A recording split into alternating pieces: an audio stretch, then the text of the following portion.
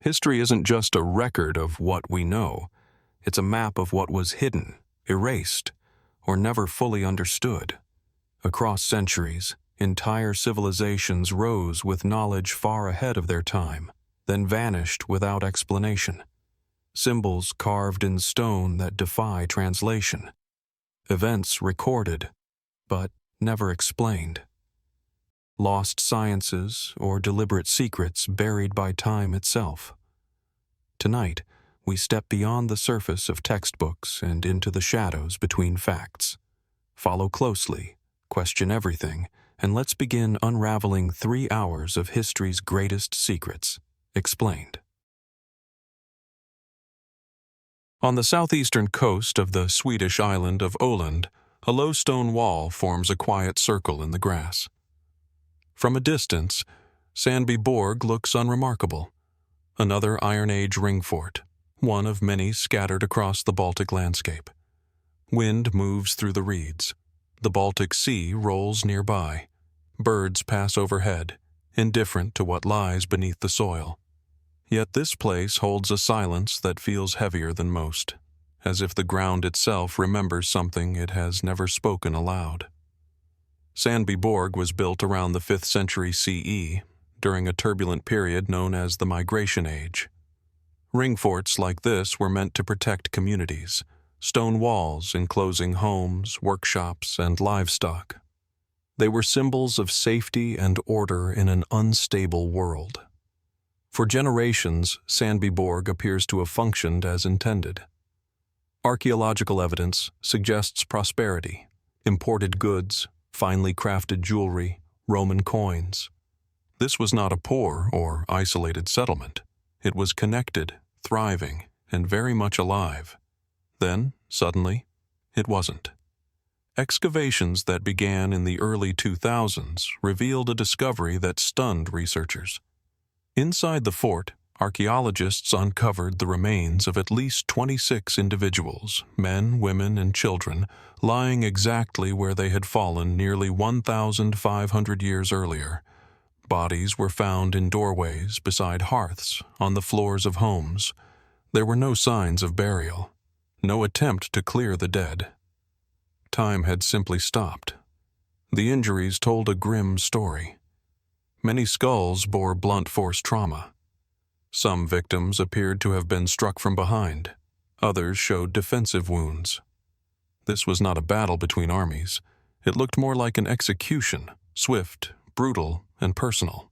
Whoever attacked Sandby Borg did not spare the vulnerable, and they did not stay to occupy the fort afterward.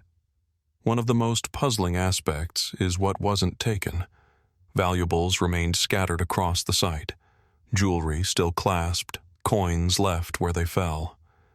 In a time when wealth was hard-won and rarely abandoned, this absence of looting raises uncomfortable questions. If robbery wasn't the motive, what was? The most widely accepted explanation points to inter-community violence. The Migration Age was marked by shifting alliances, resource competition, and deep social fractures. Sandby Borg may have been targeted by rival groups from nearby forts, perhaps as a warning, perhaps as revenge. Some scholars suggest the settlement was deliberately erased from memory, left unburied as a form of social punishment, a place marked by taboo. But even this explanation leaves gaps. Why was every single person left where they died? Why was the fort never resettled, despite its strategic location? In many cultures, the dead demand ritual, if only to restore balance.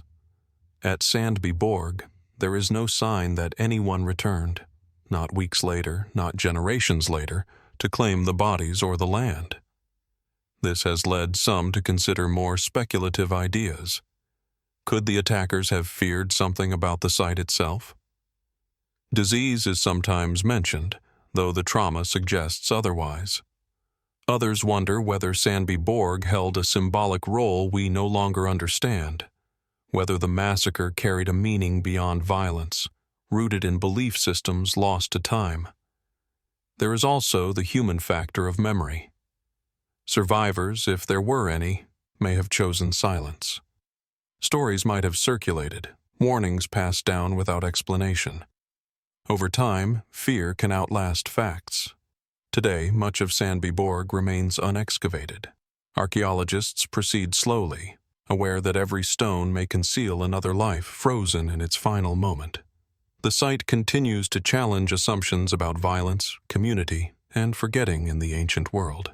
Standing at the edge of the ring fort, it's hard not to wonder, was this place abandoned because of what happened here, or because of what it came to represent? And if the ground has kept its secret for this long, what else might still be waiting beneath the silence? As the silence of Sandby Borg lingers in the mind, another mystery emerges, one shaped not by violence but by sound. Where the ring fort was defined by what never spoke again, this story begins with stone that once did. On the west bank of the Nile, near the ancient city of Thebes, two colossal figures rise from the Egyptian plain. Each stands nearly 18 meters tall, carved from quartzite sandstone and seated in eternal stillness, facing the rising sun. These are the Colossi of Memnon, guardians of a vanished world, all that remains of the mortuary temple of Pharaoh Amenhotep III, built in the 14th century BCE. Time, floods, and earthquakes erased the temple behind them, but the statues endured, weathered yet unbroken, their expressions fixed somewhere between calm and watchfulness. For centuries, they were known not just for their size, but for something far stranger. At dawn, as the first light touched the statues, one of the Colossi was said to sing.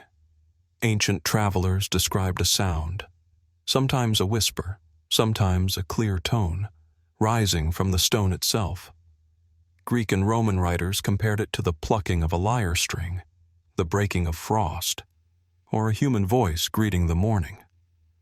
The phenomenon was recorded by historians such as Strabo and Pausanias, and even Roman emperors traveled across the empire to hear it for themselves.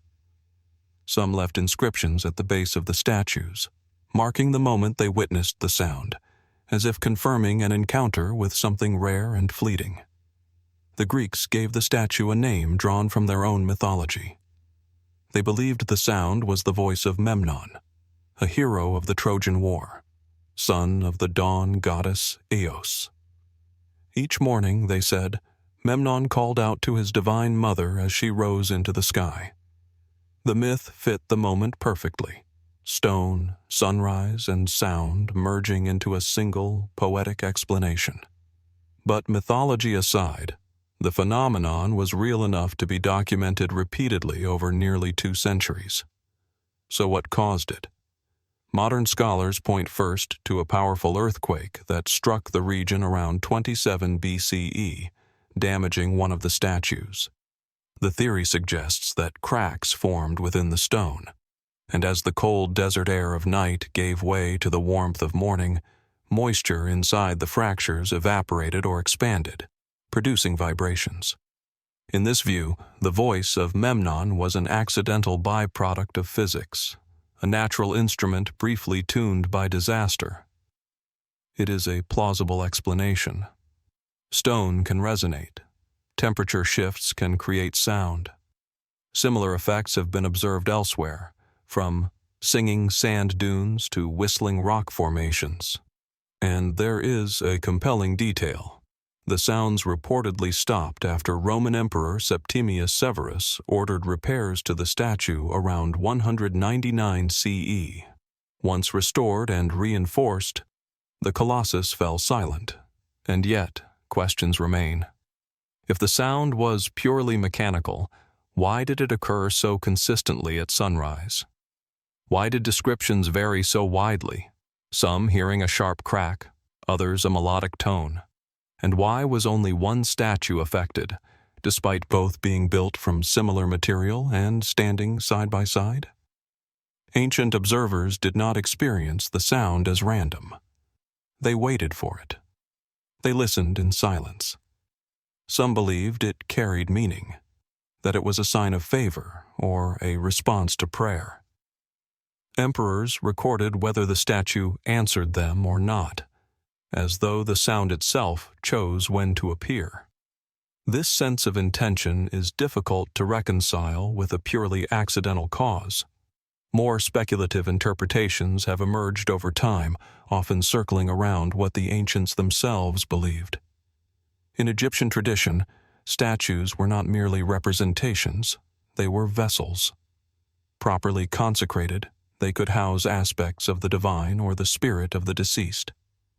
Amenhotep III was a ruler who emphasized his own divinity during his lifetime. His mortuary temple was one of the largest ever built.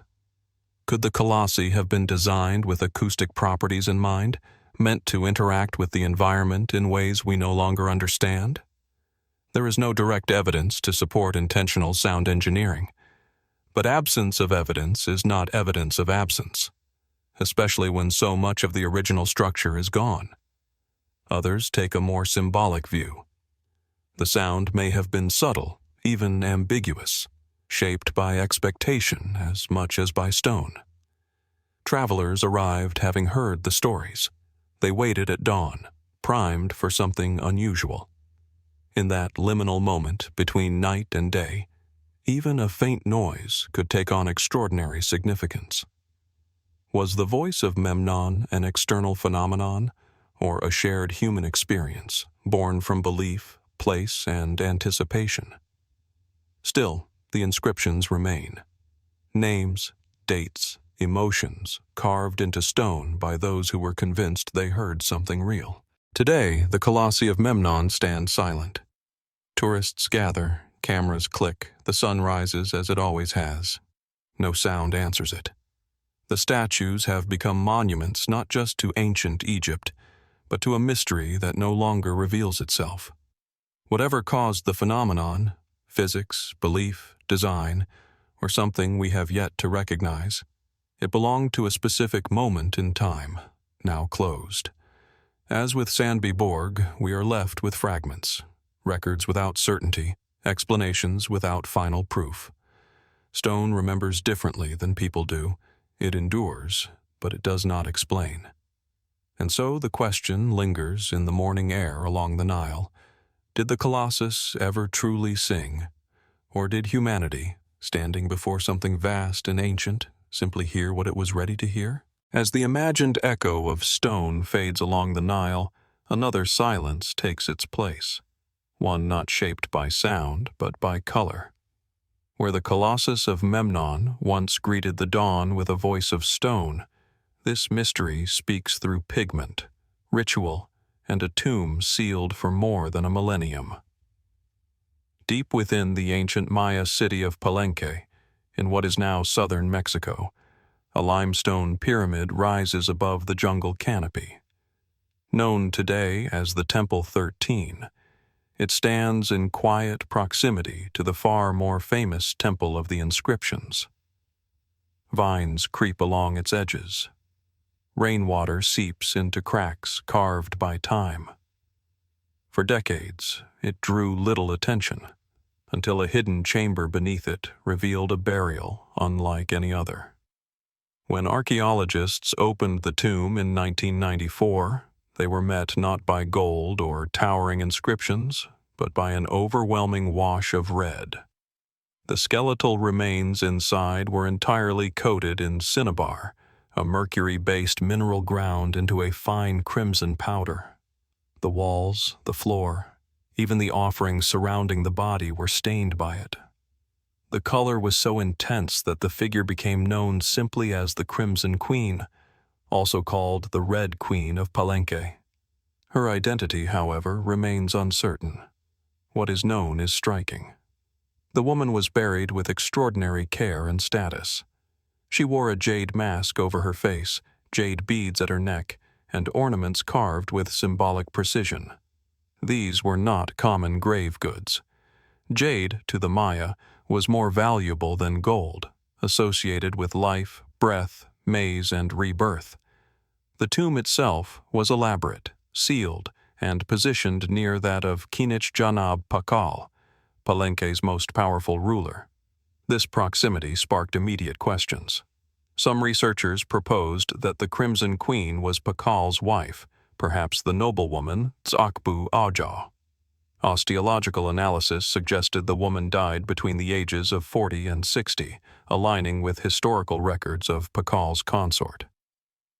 DNA testing later confirmed a familial relationship, not as a mother, but possibly as a spouse. For many scholars, this explanation fits neatly within known dynastic practices.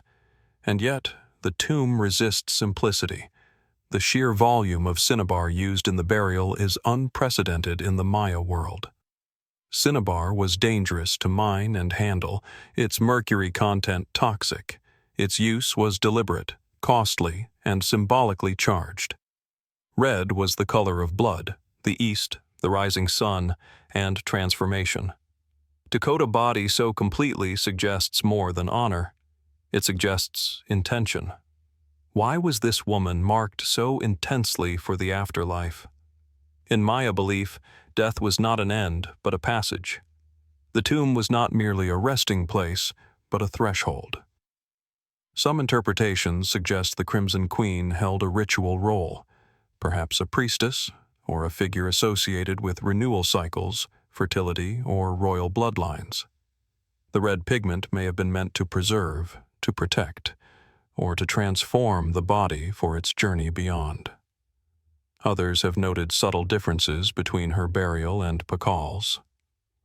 Where Pakal's tomb is rich in inscriptions detailing his lineage and achievements, the Crimson Queen's chamber is silent. No texts name her. No glyphs explain her role. For someone buried with such reverence, the absence is conspicuous. Was her identity intentionally obscured? More speculative theories step carefully into this gap. Some suggest the Crimson Queen may have embodied a symbolic role rather than a strictly political one, a living representation of a deity or cosmic principle. In this view, the cinnabar was not decoration, but consecration. The tomb, then, becomes less a grave and more a shrine. There are also questions about timing. The Temple 13 appears to have been constructed specifically for this burial, possibly during Pakal's reign or shortly after his death. Why dedicate resources to a structure so close to the king's own resting place, yet leave its occupant unnamed? Was this an act of devotion, secrecy, or something else entirely? Chemical analyses have shown that prolonged exposure to cinnabar could have had health effects during life, not just death. This has led some to wonder whether the Crimson Queen's relationship with the pigment began before her burial. Was cinnabar part of ritual practices she performed? Or was its use reserved solely for death, marking a final transformation no living person could undergo? Today, the tomb is carefully preserved, its contents studied with restraint. The vivid red that once overwhelmed the chamber has dulled slightly with time, but its impact remains. Standing before images of the burial, it is difficult not to feel that the color itself is speaking, if not explaining, then insisting on attention. Like the silent fort at Sandby Borg and the voiceless statues along the Nile, the Crimson Queen's tomb offers evidence without answers. It confirms importance, intention, and care, yet withholds meaning. Each artifact raises a question rather than resolves one. Was she a queen in the political sense, a sacred figure, or something that blurred the line between the two? Was the red meant to preserve her memory, or to seal it away? As the jungle slowly reclaims the stones of Palenque, the Crimson Queen remains where she has always been, wrapped in silence and color. And somewhere beneath the layers of pigment, ritual, and time, her true story may still be waiting, undisturbed, unnamed, and unresolved. As the red-stained silence of the Crimson Queen's tomb recedes into the jungle, the search for meaning moves from pigment to stone, from what was carefully sealed away to what was violently broken. This next mystery does not lie buried beneath earth, but fractured in plain sight, its missing pieces as significant as the words that remain. In a quiet gallery of the Louvre Museum stands a large, dark basalt slab, curved at the top and etched with lines of ancient script. At first glance, it appears whole, but look closer, and the fractures become clear. Jagged seams where stone was once shattered, reconstructed, and partially lost. This is the Moabite stone, also known as the Mesha Stele, one of the most important inscriptions ever discovered in the ancient Near East. And yet, for all it reveals, it is defined just as much by what is missing. The stele was originally erected in the 9th century BCE by King Mesha of Moab, a kingdom located east of the Dead Sea in what is now Jordan. Carved in the Moabite language, closely related to ancient Hebrew, the inscription recounts Mesha's rebellion against the kingdom of Israel. It is a rare moment where archaeology and biblical history intersect directly, a first-person account from a rival king, naming places, battles, and even the Israelite god Yahweh. When European explorers encountered the stone in 1868 in the town of Dibon, it was immediately recognized as extraordinary. Scholars rushed to copy the inscription. Negotiations began to acquire it. Then, abruptly, the stele was destroyed. Local tribes, fearing foreign interference or angered by disputes over ownership, broke the stone into pieces, reportedly heating it and pouring cold water over it until it cracked. Fragments were scattered, some lost, some recovered. Later, using these pieces and earlier paper impressions, squeezes, the stele was painstakingly reconstructed. But not everything could be restored. Several sections of the original inscription are missing forever. What survives is already remarkable. Mesha describes how Moab had been oppressed by Israel, how the god Chemosh empowered him to rise up, and how cities were captured, populations destroyed, and sacred objects seized. This is not a neutral record. It is royal propaganda meant to assert divine favor and political legitimacy. Still, it offers invaluable insight into the world view of the time. But it is in the broken lines, the gaps between phrases, that the mystery deepens. Some of the missing portions occur at particularly sensitive points in the text. Lines that might have expanded on Mesha's enemies, his alliances, or the extent of Israel's defeat are fragmentary or gone. One reconstructed section has drawn intense scholarly attention because it may reference the House of David, potentially one of the earliest extra-biblical mentions of the Judean dynasty. The reading is debated, uncertain, and rests partly on damaged text. If the missing fragments were intact, would the debate even exist? Mainstream scholarship tends to view the losses as tragic but mundane, the result of 19th century politics, miscommunication, and colonial-era competition. From this perspective, nothing was deliberately erased in antiquity. The damage happened in modern times, and what we have is simply the best possible reconstruction. Yet the timing invites questions. The stele survived intact for nearly 2,700 years, only to be shattered at the exact moment it entered global awareness. The missing lines just happened to coincide with passages of exceptional historical and theological significance. Coincidence, perhaps, but one that has fueled speculation for generations. Some have wondered whether certain fragments were quietly removed before reconstruction, withheld because of what they might have said. Others suggest that earlier squeezes, made hastily under difficult conditions, may themselves be incomplete or biased, shaping how the text was later restored. In this view, the official Mesha Stele is not a neutral artifact, but a layered product of ancient intent and modern intervention. More fringe interpretations take this further, proposing that the missing portions contained narratives that challenged established biblical timelines or political claims, accounts of Israelite weakness, Moabite dominance, or theological ideas later deemed inconvenient. There is no direct evidence for this, but the very absence of the text creates space for such theories to persist.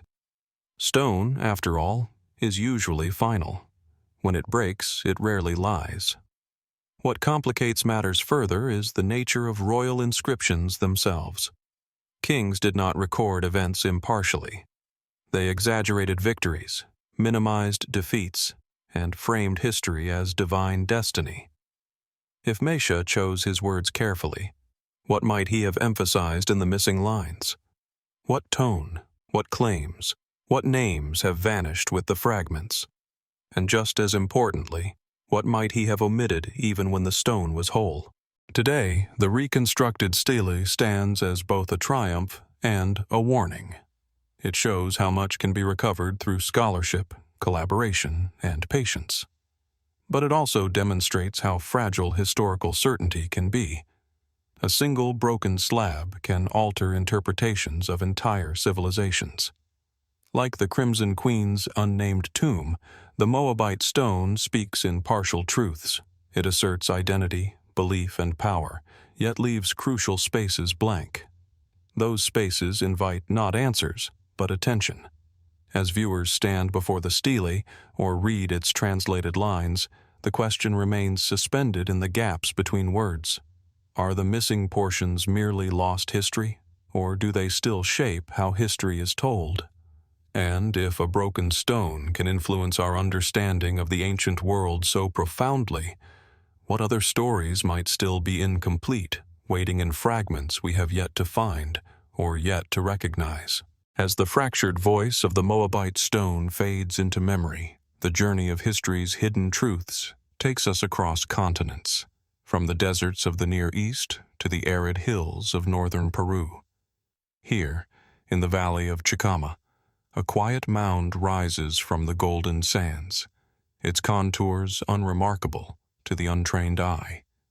But beneath this unassuming hill lies one of the most extraordinary burials of the ancient Americas, a tomb that has both illuminated and confounded our understanding of pre-Columbian ritual. This is the El Brujo archaeological complex, and at its heart rests a discovery that whispers of power, mystery, and secrecy. El Brujo, meaning the sorcerer, stretches along the arid coast, where heat waves shimmer over adobe pyramids and sun-bleached plazas.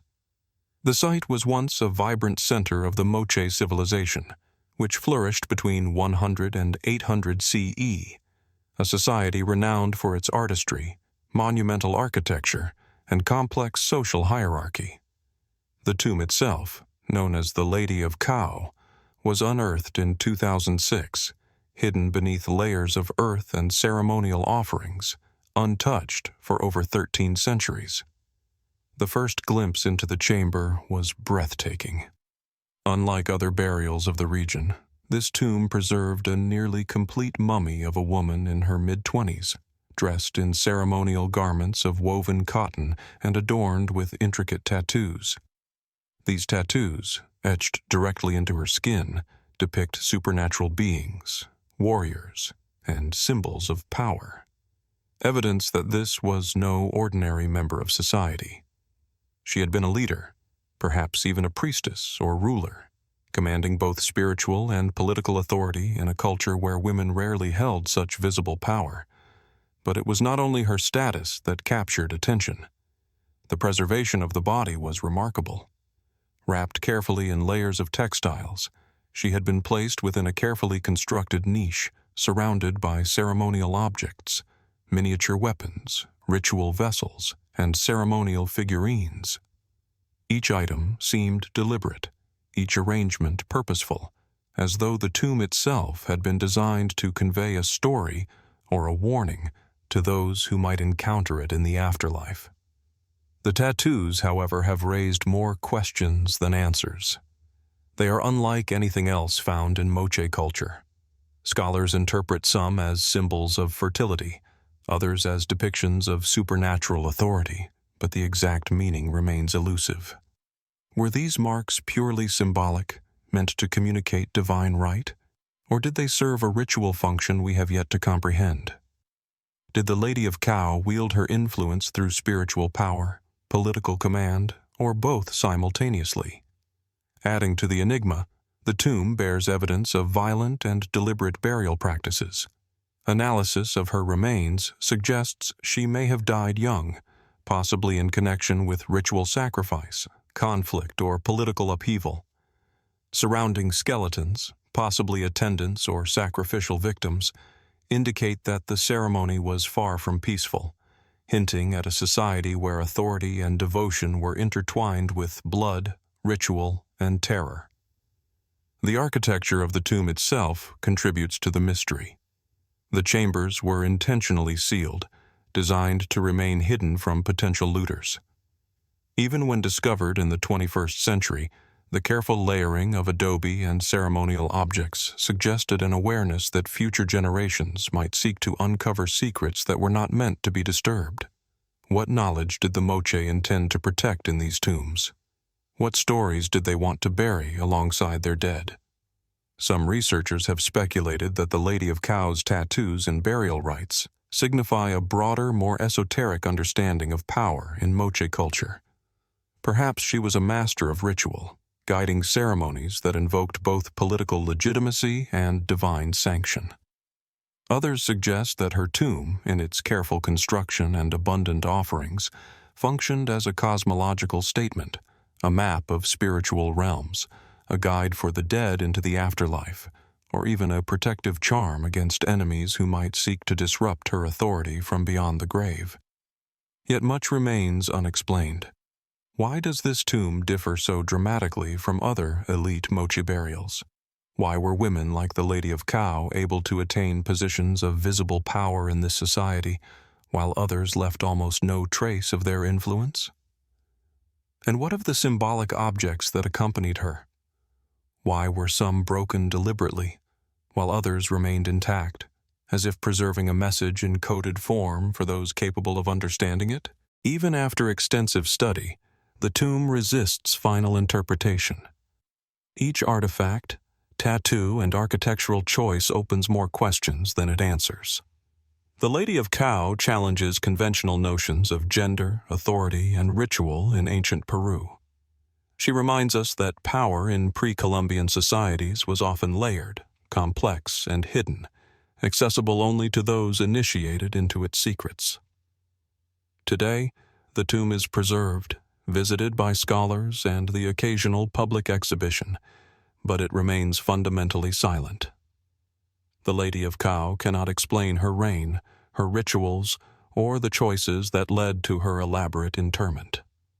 And yet, through the careful study of her body, her artifacts, and the space she once commanded, she continues to speak across the centuries, not in words, but in presence, in design, in mystery.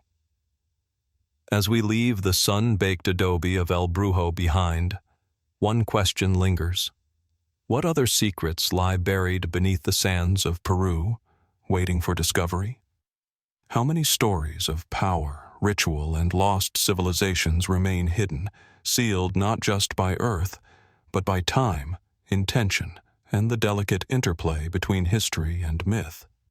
And when they are uncovered, will they illuminate our understanding or deepen the mystery even further? As the sun sets over the arid coast of northern Peru, leaving behind the silent sands of El Brujo, our journey through history's hidden corridors returns to stone, shadow, and the desert of memory.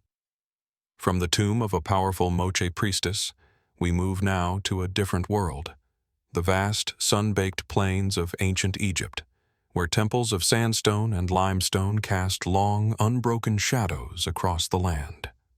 Here, beneath layers of wind-blown sand and centuries of neglect, lies a tomb long forgotten, one that hints at influence, devotion, and secrets that the Nile itself seems to guard. This is the tomb of the Pharaoh's high priest. The entrance is unassuming, a low, weathered doorway, half buried by time and centuries of shifting sand. Unlike the grand pyramids of Giza or the towering mortuary temples of Luxor, this tomb does not announce itself to the world. Yet inside, the walls once vibrated with power. They were carved with hieroglyphs that traced the priest's life, duties, and divine service. The ceilings were painted with stars, representing the eternal heavens, while niches once held statues of gods, each meticulously positioned to command ritual authority. Every detail spoke of reverence, of a man who stood between the mortal and divine, who interpreted the will of the gods and guided the pharaoh's hand. High priests in ancient Egypt wielded remarkable influence. They were administrators, spiritual advisors, and sometimes arbiters of life and death. Their word carried weight equal to royal decree. Yet, while pharaohs were immortalized in monuments and preserved in elaborate tombs, their closest advisors often faded into obscurity, their names recorded only faintly, their resting places lost to time.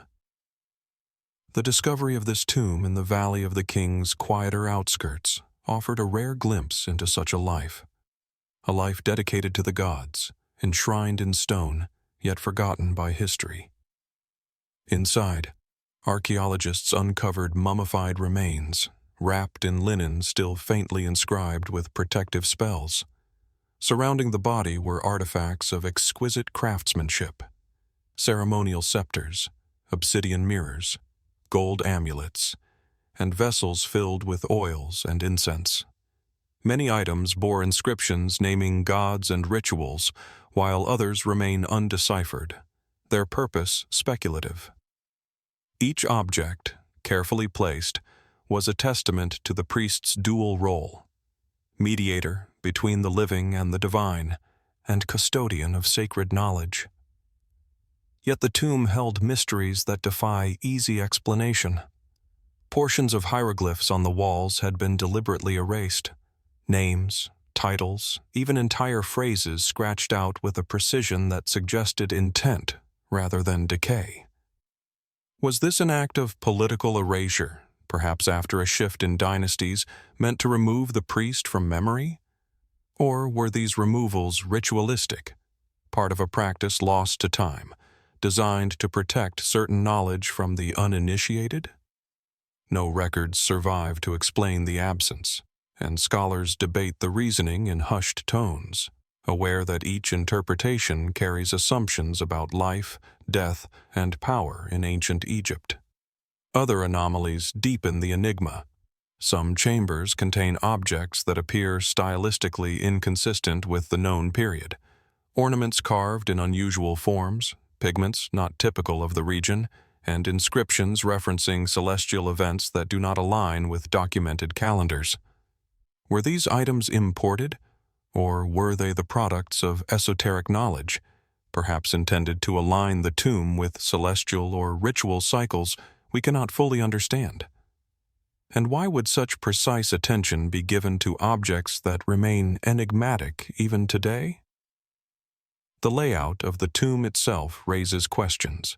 Unlike conventional priestly burials, this one includes hidden recesses and secret compartments, accessible only through narrow passageways. Some niches are empty, their intended contents unknown. Others have been removed entirely, leaving traces of hooks and fittings carved into the walls. What purpose did these concealed spaces serve? Were they repositories for sacred texts, protective charms, or objects too dangerous or too powerful for ordinary eyes? And if these chambers were meant to be secret, why did time eventually reveal them at all? The priest's identity, though partially reconstructed from surviving inscriptions, remains clouded by uncertainty. Was he a high priest of Amun, Osiris, or another deity entirely? Did he wield authority across the kingdom, or was his influence more localized?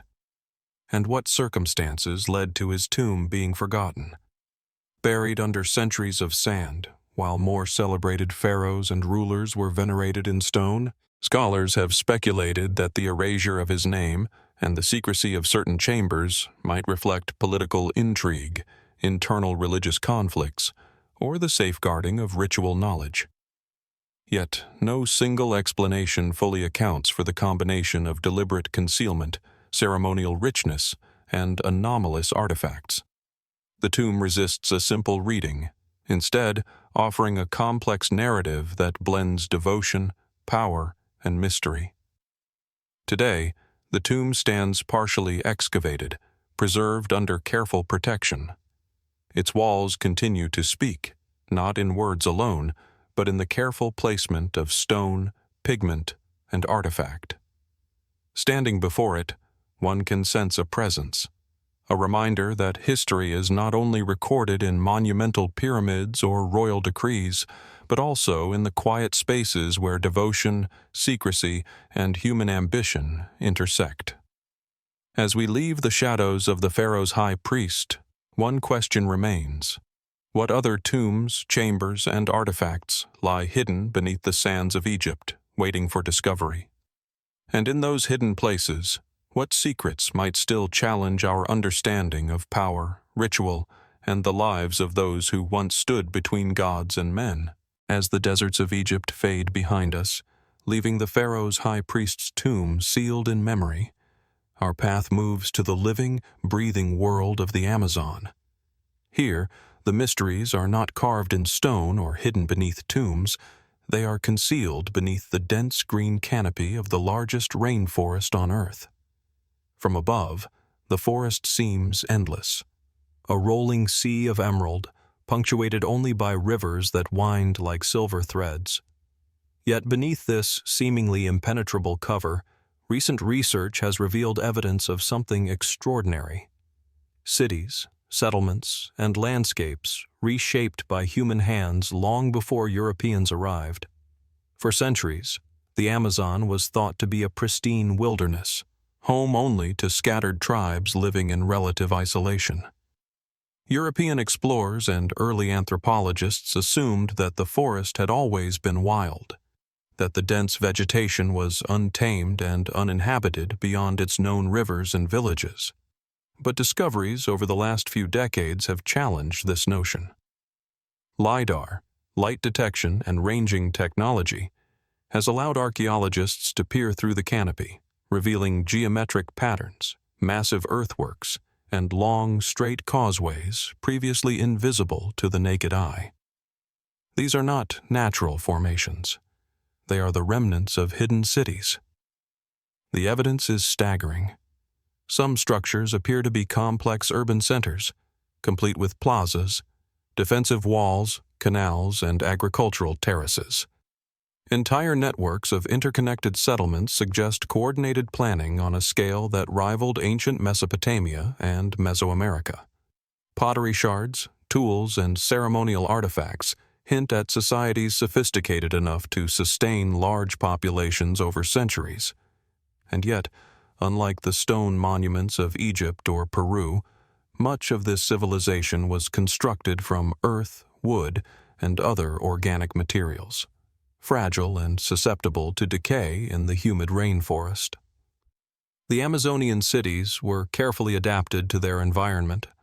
Elevated terraces prevented flooding, canals managed water, and fertile terra preta soils enriched by centuries of human activity supported intensive agriculture. This was a civilization in tune with its surroundings, capable of shaping the land without destroying it. And yet, for reasons that remain unclear, many of these settlements were eventually abandoned, left to be reclaimed by the forest. The questions these findings raise are profound. How extensive was this civilization? Some estimates suggest that tens of millions of people may have lived in the Amazon prior to European contact, far more than previously imagined. How did they communicate, govern, and sustain themselves across such vast distances? And why does so little of their legacy remain above the canopy, leaving the forest to appear so wild and untouched to the casual observer? Mainstream explanations often point to disease, climate change, or social upheaval as factors contributing to the decline of these Amazonian societies. European-introduced pathogens may have decimated populations, while internal conflicts or shifts in river patterns could have disrupted agriculture and trade. Yet these explanations, while plausible, do not fully account for the scale of planning evident in the surviving earthworks. Why would civilizations capable of constructing intricate networks of cities simply vanish, leaving so little trace except faint geometric echoes visible only from above? Speculative theories expand the mystery even further. Some researchers suggest that these settlements may have been part of a vast, interconnected empire, its knowledge and technology lost as oral traditions faded. Others wonder if the Amazonian peoples achieved forms of social or engineering sophistication now beyond our comprehension, creating landscapes designed not only for survival, but also for ceremonial or astronomical purposes. Could the placement of roads, plazas, and mounds reflect a deeper understanding of celestial movements or spiritual landscapes? Adding to the intrigue, local legends describe sunken cities, lost temples, and hidden treasures buried beneath the rainforest floor. While such tales are often dismissed as myth, they raise the tantalizing possibility that the forest conceals more than just earthworks, that it may protect secrets of culture, technology, and history we have yet to uncover. In a land where visibility is measured in meters rather than miles, even the most careful survey can miss entire civilizations. And then there is the question of survival. Unlike tombs or stone monuments, Amazonian settlements were built to live in, not merely to commemorate. The organic materials they used, the integration with the forest, and the eventual abandonment of entire regions create a paradox. The more adaptive and successful these societies were in their time, the more easily their traces disappear. The forest reclaims what is left behind, and centuries of decay mask the achievements of people who may have shaped the continent far more than we ever imagined. Today, ongoing expeditions continue to map and study these hidden cities. Archaeologists probe the soil for artifacts, LiDAR surveys uncover new settlements, and remote sensing technologies reveal networks that stretch for miles. Yet for every discovery, more questions emerge. How were these societies structured? What spiritual or cultural practices governed their lives? And what does the scale and complexity of their urban planning tell us about the capabilities of ancient peoples in a landscape we long assumed to be untouched by human hands? Standing at the edge of a recently uncovered plaza partially visible above the treetops, it is impossible not to feel the enormity of what remains hidden.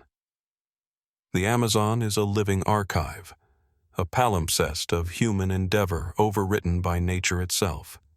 Its secrets are patient, layered, and waiting for those who can read between the trees, interpret the subtle patterns, and question assumptions about civilization, survival, and memory. As the canopy stretches endlessly toward the horizon, one thought lingers. If such cities could flourish, vanish, and be nearly erased by time and forest, how many more remain concealed in the green depths of the Amazon? And when they are finally revealed, what will they teach us about humanity's ability to build, adapt, and disappear in the face of nature's immensity? As the dense green of the Amazon recedes into memory, leaving behind the whispered echoes of hidden civilizations, our journey turns once more to a land shaped by water, myth, and sudden disappearance. Across the Aegean shores of Greece, near the northern coast of the Peloponnese, lies a stretch of marshland and shallow lagoons that has concealed a secret for over 2 millennia. Here, beneath the calm of modern waters and fertile plains, rested the city of Helike, a city that vanished almost overnight, leaving only stories and a lingering question of how nature could erase a civilization so completely. Ancient accounts paint Helike as a prosperous center, bustling with trade, temples, and cultural life. It was a city of priests and merchants, of artisans and farmers, perched on the Gulf of Corinth, commanding both commerce and reverence. Historical texts describe a city rich in marble temples, adorned with statues of gods, and renowned for its devotion to Poseidon. Festivals, processions, and sacrifices marked the rhythm of life, and the city flourished for centuries, until the winter of 373 BCE, when the earth itself rose up in judgment. According to classical sources, a massive earthquake struck the region, splitting the land and causing the sea to surge inland. Buildings crumbled, temples toppled, and streets disappeared beneath waves of mud and seawater. Within hours, Helike was gone. Its residents, some accounts suggest, were swallowed by the earth or drowned in the flood. Unlike other ancient cities, Helike was not rebuilt. Its memory survived only in myth and the occasional mention in historical chronicles, as if the gods themselves had demanded the city's erasure from human knowledge. For centuries, the precise location of Helike was a mystery. Scholars debated its whereabouts. Was it submerged under the lagoon, buried under layers of silt, or scattered across the surrounding plains, obscured by time and alluvial deposits? Many believed that it had been lost forever, leaving only tantalizing references in Herodotus, Strabo, and later geographers. Poets and writers embellished the tale, describing the city as cursed, submerged, and eternally mourned, a Greek Atlantis of sorts. The modern search began in earnest in the late 20th century, when archaeological teams combined traditional survey methods with geophysical technology. Sonar scans, core samples, and sediment analysis revealed anomalies beneath the lagoon and marshlands. Structures, streets, and building foundations slowly emerged from the mud, confirming that a city had indeed been swallowed by both earth and water. The evidence aligned with historical accounts, yet the mystery remained in the details. How much of the city survived intact? What artifacts might have endured beneath the layers of sediment? And how could an entire urban center vanish without a trace for so many centuries? The geology of the region offers some explanation. Helike was built on soft, marshy ground, prone to liquefaction during seismic events. When the earthquake struck, the soil could have shifted violently, causing buildings to sink and the coastline to collapse. Tsunamis likely compounded the devastation, washing away debris and scattering the remains of temples and homes. In this view, Helike's disappearance was an accident of nature, a tragic convergence of environmental factors. Yet the human response to disaster adds a layer of mystery. The city was never re-inhabited, and the surrounding region remained sparsely settled for generations. Was there a lingering fear, a collective memory of divine wrath or cursed ground that prevented reconstruction? Did survivors carry stories that were deliberately kept secret, whispered only to the initiated, preserving the terror of that night in oral tradition? Some researchers have speculated about ritualistic implications. Temples dedicated to Poseidon, the god of the sea and earthquakes, suggest that Helike's residents were intimately aware of the risks posed by their environment. Could the city's destruction have been interpreted as punishment for hubris, a divine response to human activity? Or was this merely myth imposed after the fact, an attempt to explain a natural catastrophe that seemed incomprehensible to those who witnessed it? Adding to the enigma are the artifacts recovered from the mud. Sculptures, pottery, and votive offerings display a sophistication and artistry that speak to a wealthy and culturally vibrant society. Yet many of these items appear broken or displaced, as if the final moments of Helike were violent and chaotic, leaving traces of lives interrupted abruptly. Could careful study of these fragments reveal patterns of evacuation, survival, or even ritual practice in the city's final hours? Even after decades of excavation, Helike refuses to yield all its secrets. Streets meander in unexpected directions. Foundations emerge only partially. Certain sections of the city remain buried beneath waterlogged soil, inaccessible to current technology. Each discovery answers some questions while raising others. Who exactly inhabited each district? How were civic and religious spaces organized? And how did the city's disappearance shape the culture and memory of the surrounding region for generations? Standing at the edge of the lagoon, where reeds sway over submerged streets and the morning sun glints off mud-encrusted fragments, it is impossible not to feel the weight of absence. Helike exists in a liminal space between history and legend, between destruction and preservation, between what is known and what remains hidden. The city was real, yet it vanished. Its story survives in fragments, stone, pottery, and human imagination, waiting for scholars and explorers to piece together the final narrative. As we leave the waters and marshes of Helike behind, one question lingers. How many other cities, civilizations, and lives have been erased by forces beyond human control, leaving only whispers beneath layers of earth, water, or myth? And what might still be hidden, waiting for those patient enough to uncover the secrets of places that, like Helike, straddle the line between history and legend? As the sun sets over the lagoon where Helike once thrived, leaving only whispers of streets swallowed by earth and water, our journey shifts from vanished cities to vanished words, knowledge preserved and lost, stacked in quiet chambers of stone. From the Aegean shores of Greece, we travel east to the ancient heart of Mesopotamia, to the sprawling city of Nineveh, where one of the earliest great repositories of human thought awaited discovery for millennia. Here lies the story of the forgotten library of Ashurbanipal, a collection that transformed our understanding of the ancient world, yet still guards mysteries we are only beginning to grasp. Nineveh, perched on the eastern bank of the Tigris, was the jewel of Assyria, a city of power, wealth, and intellect. In the 7th century BCE, King Ashurbanipal, renowned as a warrior, statesman, and scholar, commissioned a library unlike any before it. Within the walls of the royal palace, thousands of clay tablets were gathered, copied, and catalogued. Some contained administrative records, others hymns, myths, and medical texts. Each tablet, inscribed in cuneiform, was a carefully preserved vessel of human thought, a bridge between the present and the lives of people who lived over 2,600 years ago. The scale of the library is staggering.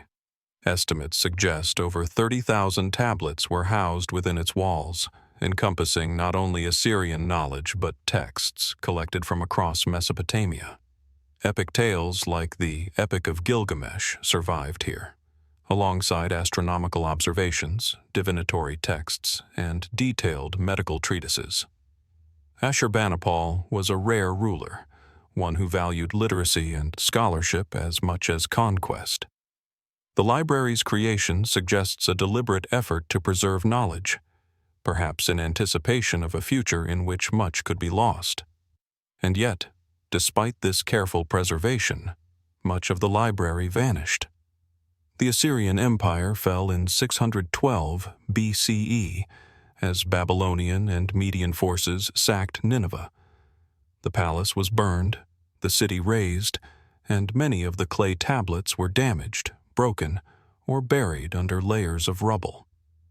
Some were charred in the fires that engulfed the city, though ironically, the burning also baked the clay, inadvertently preserving it for posterity. Thousands of tablets were eventually recovered in modern excavations beginning in the 19th century, but even today, scholars believe large portions of the library remain undiscovered, still hidden beneath the ruins of Nineveh or scattered across sites that were once part of the empire. What makes the library so fascinating is not only what it contains, but what it may still conceal. Many tablets are fragmented, with entire passages missing or illegible.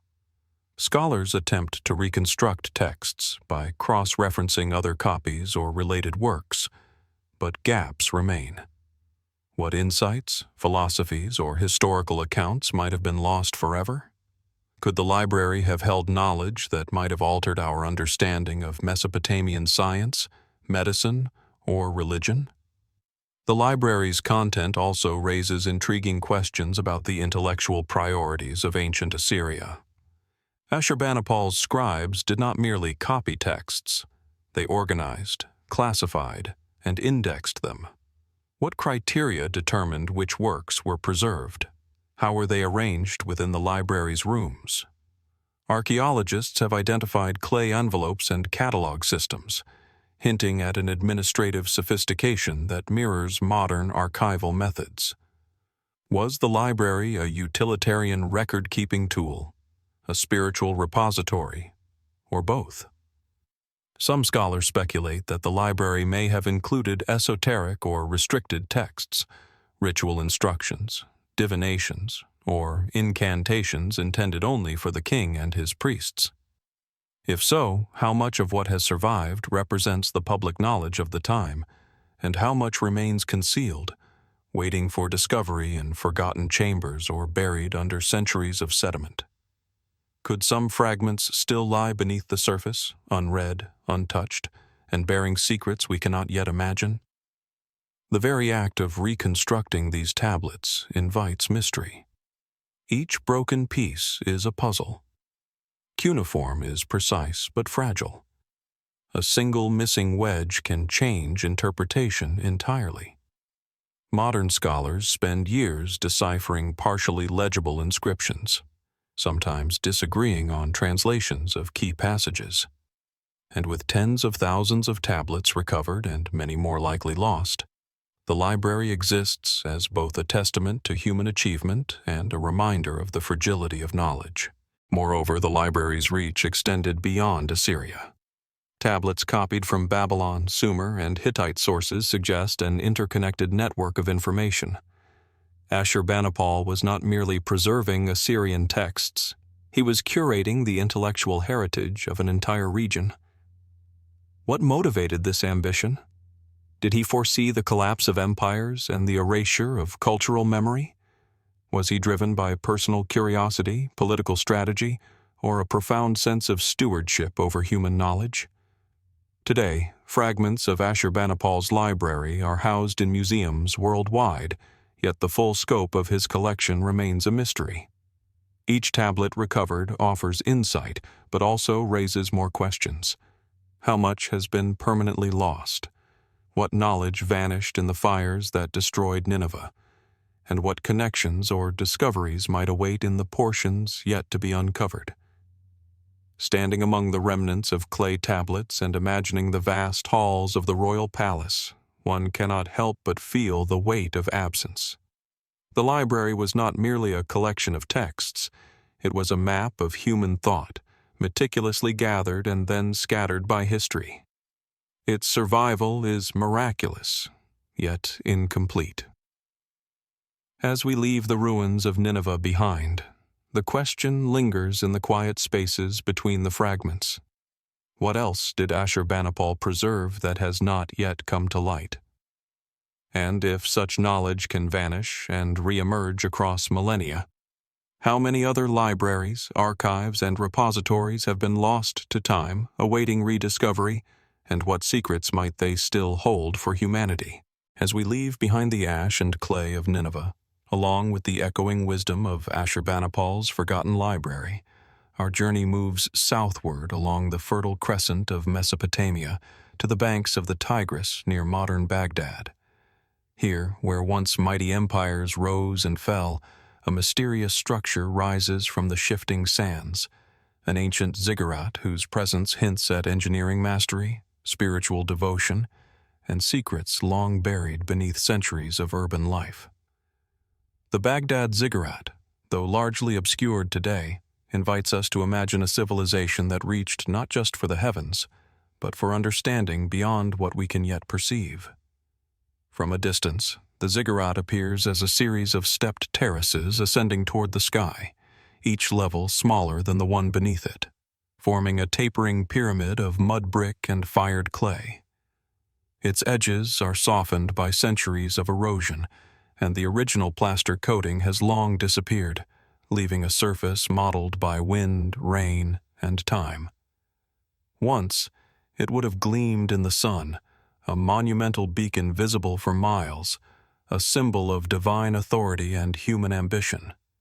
Today, its base is partially buried beneath modern construction, and what remains is a faint but undeniable testament to a society capable of marrying devotion with architectural precision.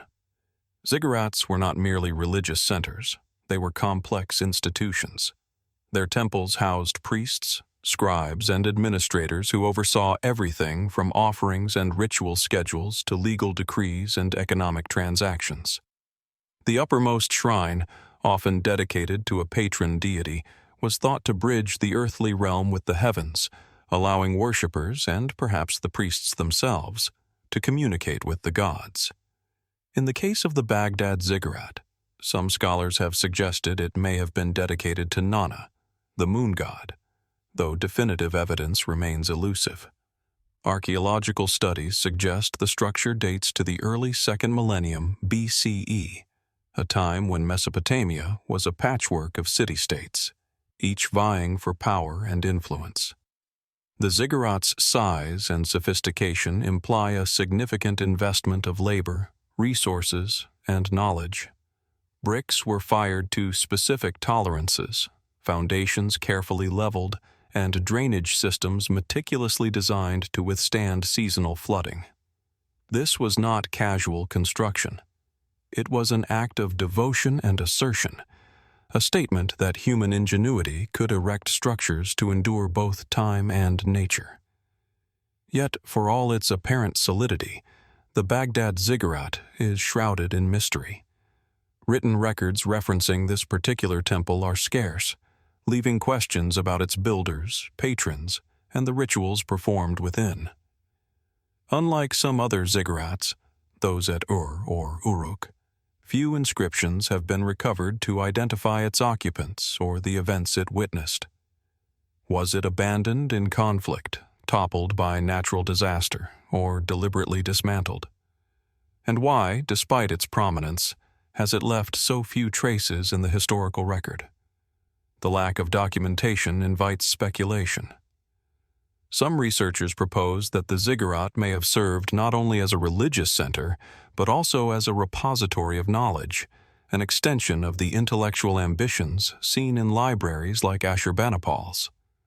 Could tablets or artifacts once have been stored here, hidden within secret chambers to protect sacred knowledge from pillage? If so, what might they have contained? Astronomical observations, religious texts, or practical records of city life now lost to the ages? Other enigmas lie in the structure itself.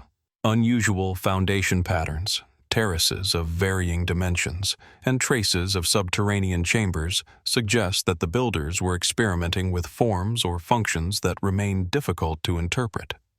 Were some levels purely ceremonial, designed to guide spiritual ascent, or did they serve practical purposes, perhaps as platforms for observation or even astronomical calculations? And what of the alignment? Many ziggurats appear oriented to celestial phenomena, yet the precise intentions behind these choices remain uncertain, their meaning partially obscured by time. Modern conflict and urban expansion have added layers of complication. Excavation has been difficult, preservation challenging, and much of the surrounding landscape irrevocably altered. Fragments of the ziggurat have been uncovered in sporadic surveys, revealing mud bricks stamped with the seals of rulers long forgotten. Yet the larger plan of the complex remains partially hidden beneath Baghdad's bustling streets. Could undiscovered sections of the ziggurat lie beneath homes, roads, and marketplaces, silently holding secrets of ancient religion, politics, or astronomy? Even more mysterious are the cultural echoes. Later texts and legends in the region reference mountains built by men and temples reaching toward the sky. Some suggest these could be cultural memories of structures like the Baghdad Ziggurat, distorted and mythologized over centuries. If true, could there be symbolic knowledge embedded in these stories? A collective memory preserving the ziggurat's importance long after its physical decline? Standing near the site today, one is struck by the sense of continuity and impermanence.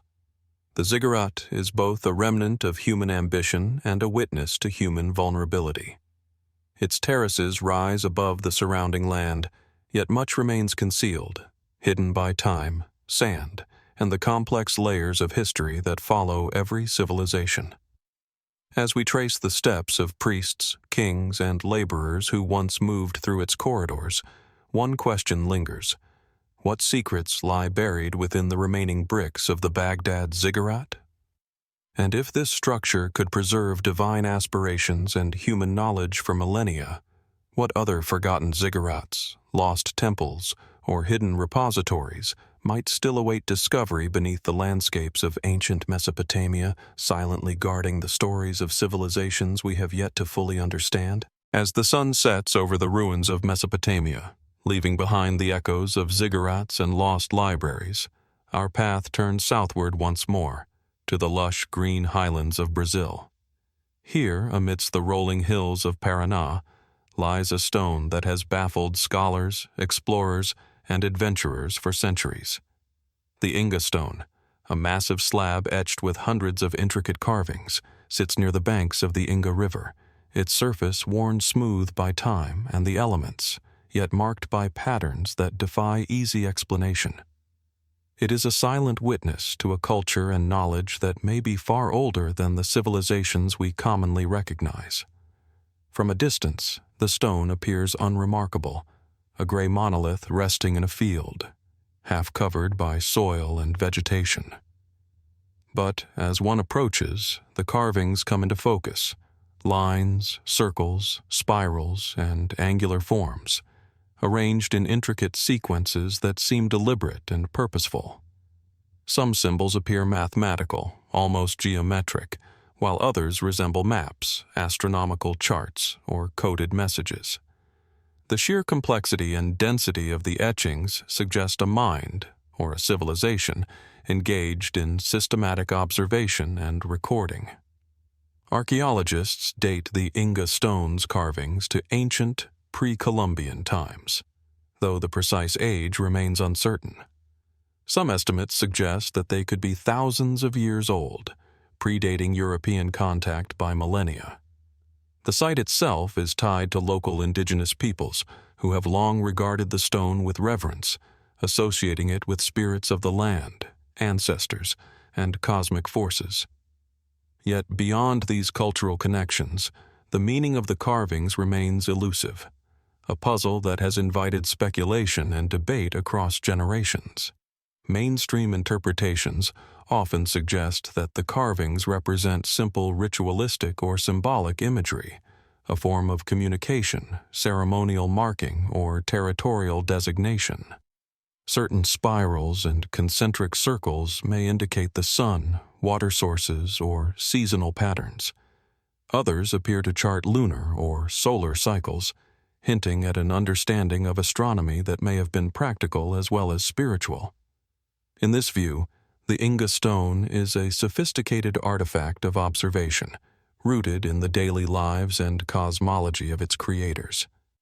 Yet the stone refuses to yield entirely to conventional explanation.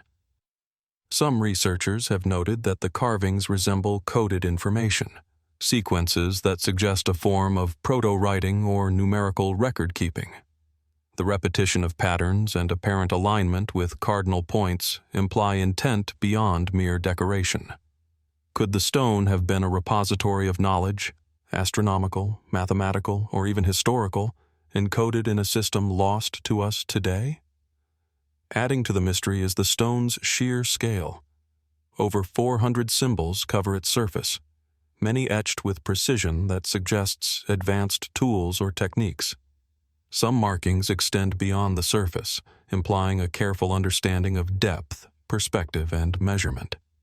How could an ancient culture with no known metal tools or formalized writing system achieve such precision? And what purpose did the arrangement serve? Ritual, observation, instruction, or something entirely different? Speculative theories have abounded.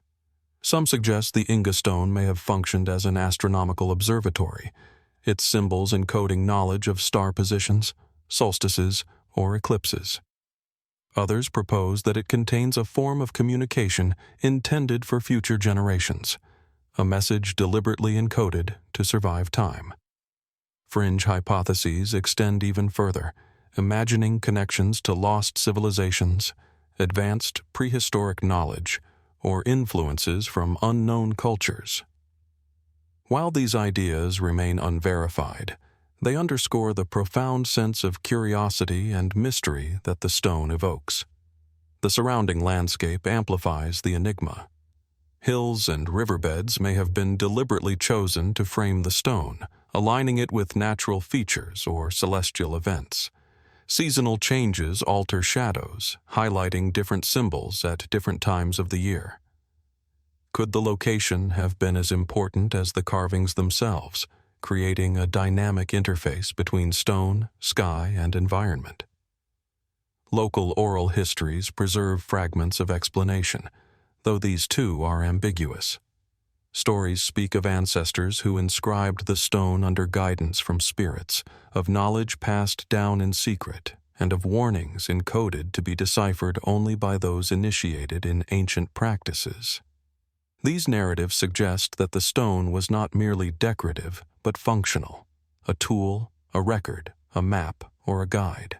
Despite centuries of study, the Inga Stone continues to resist definitive interpretation.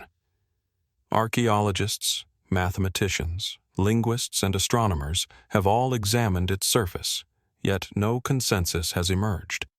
Some carvings may indeed correspond to observable natural phenomena, while others appear entirely abstract, hinting at symbolic systems that have no modern equivalent. Even the stone's creators remain anonymous, lost to history, their intentions unreadable but still palpable in every carefully etched groove. Standing before the Inga Stone, one is struck by the sense of continuity and absence, of knowledge recorded yet partially obscured. The carvings speak silently, inviting observation, interpretation, and imagination, while holding steadfast to their secrets. They remind us that human curiosity, ingenuity, and reverence for the cosmos existed long before written history as we know it, and that some knowledge may endure even when its meaning is no longer clear. As we leave the highlands of Paraná behind, one question lingers. If a single stone can contain centuries of observation, ritual, and encoded understanding, what other artifacts remain hidden across the world, lost in forests, deserts, and mountains, waiting to reveal secrets of civilizations that flourished long before us? And if the Inga Stone can survive the ravages of time while preserving mysteries we are only beginning to glimpse, how many more revelations lie buried waiting for those who dare to look closely enough? As the sun dips below the rolling highlands of Brazil, leaving the etched mysteries of the Inga Stone behind, our journey returns to the timeless sands of Egypt, where human ambition and devotion were immortalized in stone and gold. Beyond the monumental pyramids and shadowed ziggurats lies a tomb that would captivate the world. Small in scale, yet extraordinary in its preservation and riches, the final resting place of Pharaoh Tutankhamun. Hidden for over 3 millennia, this tomb offers not only a window into royal life, but also a labyrinth of enigmas, inviting us to explore the delicate boundary between history, legend, and unanswered questions. The tomb is unassuming at first glance, tucked into the Valley of the Kings amidst the jagged limestone cliffs of the Theban hills. Its entrance, a modest doorway carved into rock, belies the treasures contained within. Inside, narrow corridors open onto chambers lined with painted plaster, depicting gods, priests, and ceremonial scenes in vivid reds, blues, and golds. The walls narrate the journey of the young king from life to death, illustrating rituals, divine interventions, and the enduring bonds between pharaoh and deity. Discovered in 1922 by Howard Carter, Tutankhamun's tomb was nearly intact, a rarity in a valley often plundered by tomb robbers. Its chambers contained thousands of artifacts, gilded thrones, intricately carved chests, ritual objects, and ceremonial weapons, each object carefully positioned to accompany the king into eternity. At its heart lay the pharaoh himself, encased in nested coffins, the innermost made of solid gold, his face immortalized behind the now iconic funerary mask. The richness of these treasures reflects both the wealth of the 18th dynasty and the reverence afforded to a king whose reign was brief, yet whose influence has echoed across centuries. Yet the tomb is not merely a repository of gold and art. It is also a carefully constructed enigma. Certain corridors were blocked, walls reinforced, and rooms seemingly designed to confound intruders.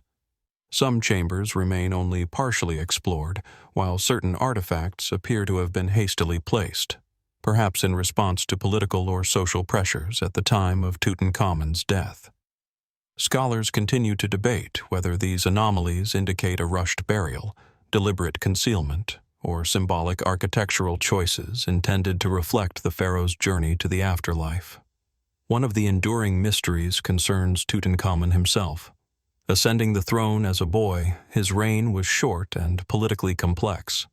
Evidence of physical ailments, malformations, injuries, and possible genetic conditions suggests that he may have been vulnerable, reliant on advisors and high priests who wielded immense power.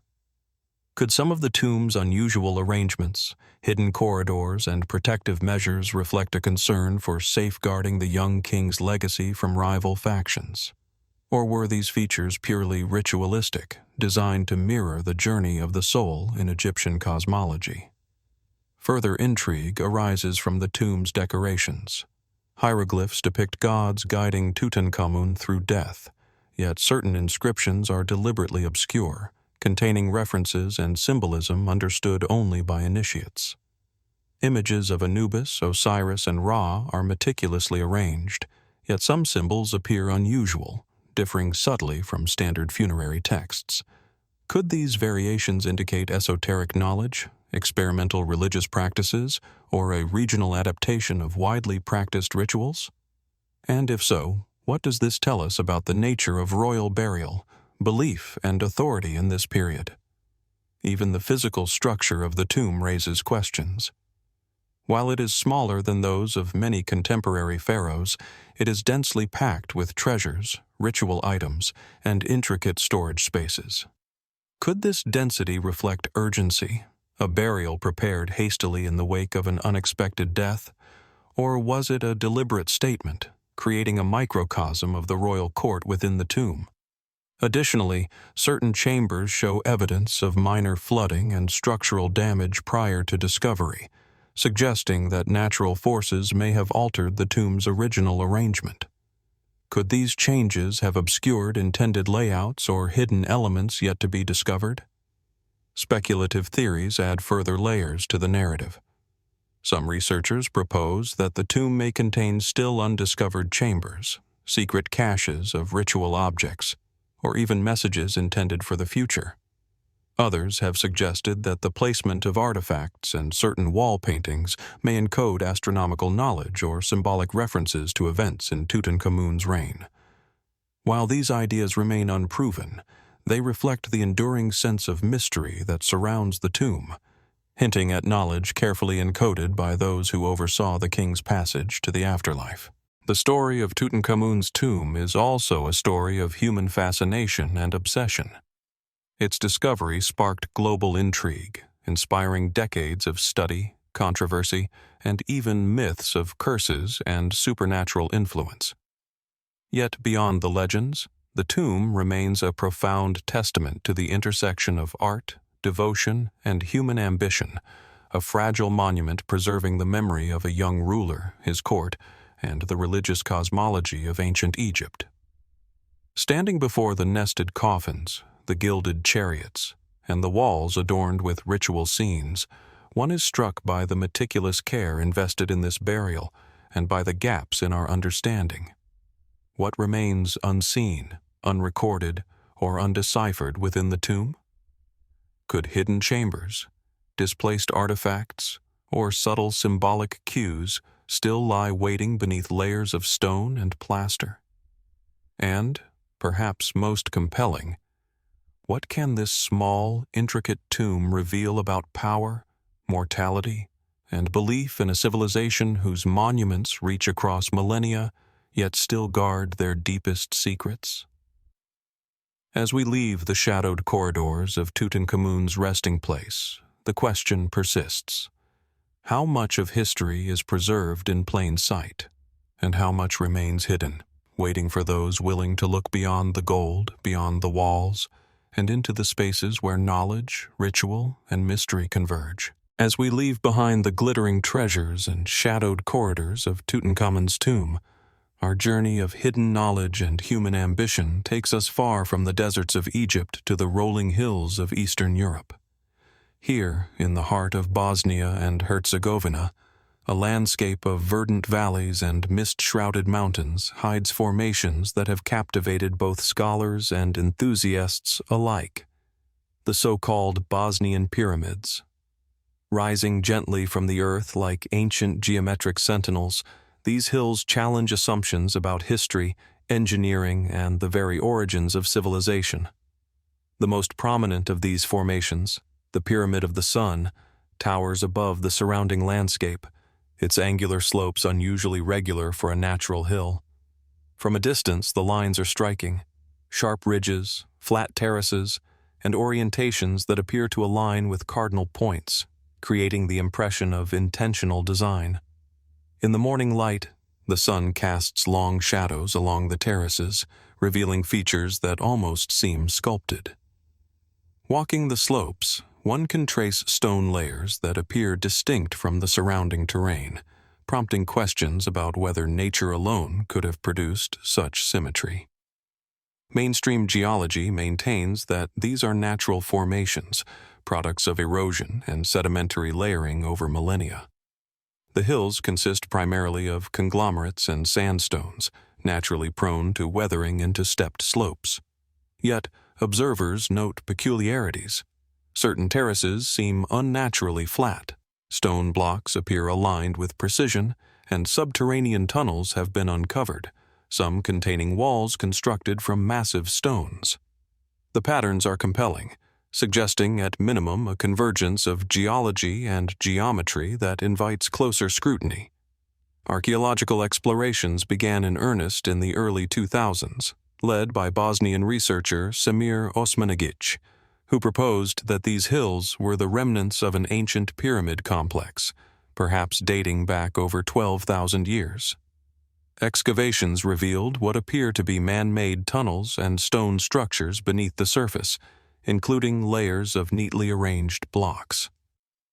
Radiocarbon dating of materials found in the tunnels suggests human activity in the region, though interpretations of these results remain contentious. Could these be the vestiges of a civilization far older than those recorded in traditional history books? Or are they merely natural caves adapted over centuries for ritual or habitation? Adding to the mystery are the so-called pseudo-scientific patterns, alignments with solstices, apparent correlations with surrounding hills, and the presence of unusual acoustics within certain chambers. In some tunnels, sound carries in strange ways, amplifying whispers or creating low hums that seem almost deliberate. Some researchers propose that these could be ritual spaces, designed with acoustic principles in mind to enhance ceremony or communication. Others remain skeptical, attributing these effects to the natural resonance of stone chambers. Regardless, the phenomenon adds a layer of intrigue, hinting that there may be more than geology at play. Artifacts recovered from nearby areas add both evidence and ambiguity. Fragments of pottery, tools, and ceramic shards suggest human presence, yet definitive proof of a pyramid-building culture remains elusive. The dating and interpretation of these artifacts vary widely, with some researchers proposing that they represent Neolithic or even Paleolithic occupation, while others argue they reflect more recent, unrelated activity. The contrast between the apparent precision of the terraces and the scattered nature of material evidence deepens the enigma. If these hills were shaped by humans, what culture could have undertaken such monumental construction, and why has it left so few traces elsewhere? Speculative theories extend even further.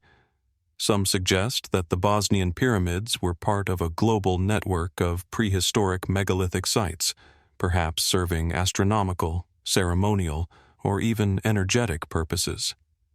Others wonder if they encode knowledge of mathematics or geometry far in advance of known civilizations. While such hypotheses are controversial and remain unproven, they underscore the fascination these hills inspire. The sense that beneath their grassy slopes, something ancient, deliberate, and extraordinary may lie hidden. Yet skepticism is vital, for natural processes can be remarkably deceptive. Layers of sediment, fault lines, and erosion can mimic terraces and alignments, and human imagination can impose patterns where none were intended. Distinguishing between geological coincidence and deliberate human action is challenging, particularly in a region shaped by millennia of natural forces. The truth may lie somewhere between these extremes, a collaboration of human ingenuity with geological happenstance, producing a landscape that simultaneously appears designed and organic. Walking among the hills today, it is impossible not to feel a sense of quiet wonder. The terraces, the tunnels, the shadows that shift with the sun, all hint at a story partially told, partially obscured by time. Whether natural or constructed, the Bosnian pyramids compel us to reconsider assumptions about prehistory, human capability, and the persistence of mystery in landscapes we thought familiar. As the light fades across the slopes of the Pyramid of the Sun, one question lingers. If these hills conceal secrets beneath their earthen veneer, what might still be hidden within the tunnels, terraces, or even in the subtle geometries of the landscape? And if human hands shaped these forms long before recorded history, what other civilizations, technologies, or knowledge might have existed, leaving behind only faint traces for those patient enough to look, listen, and wonder? As the sun dips behind the verdant slopes of Bosnia, leaving the Bosnian pyramids bathed in shadow, our journey takes us across oceans to the arid plains of southern Peru.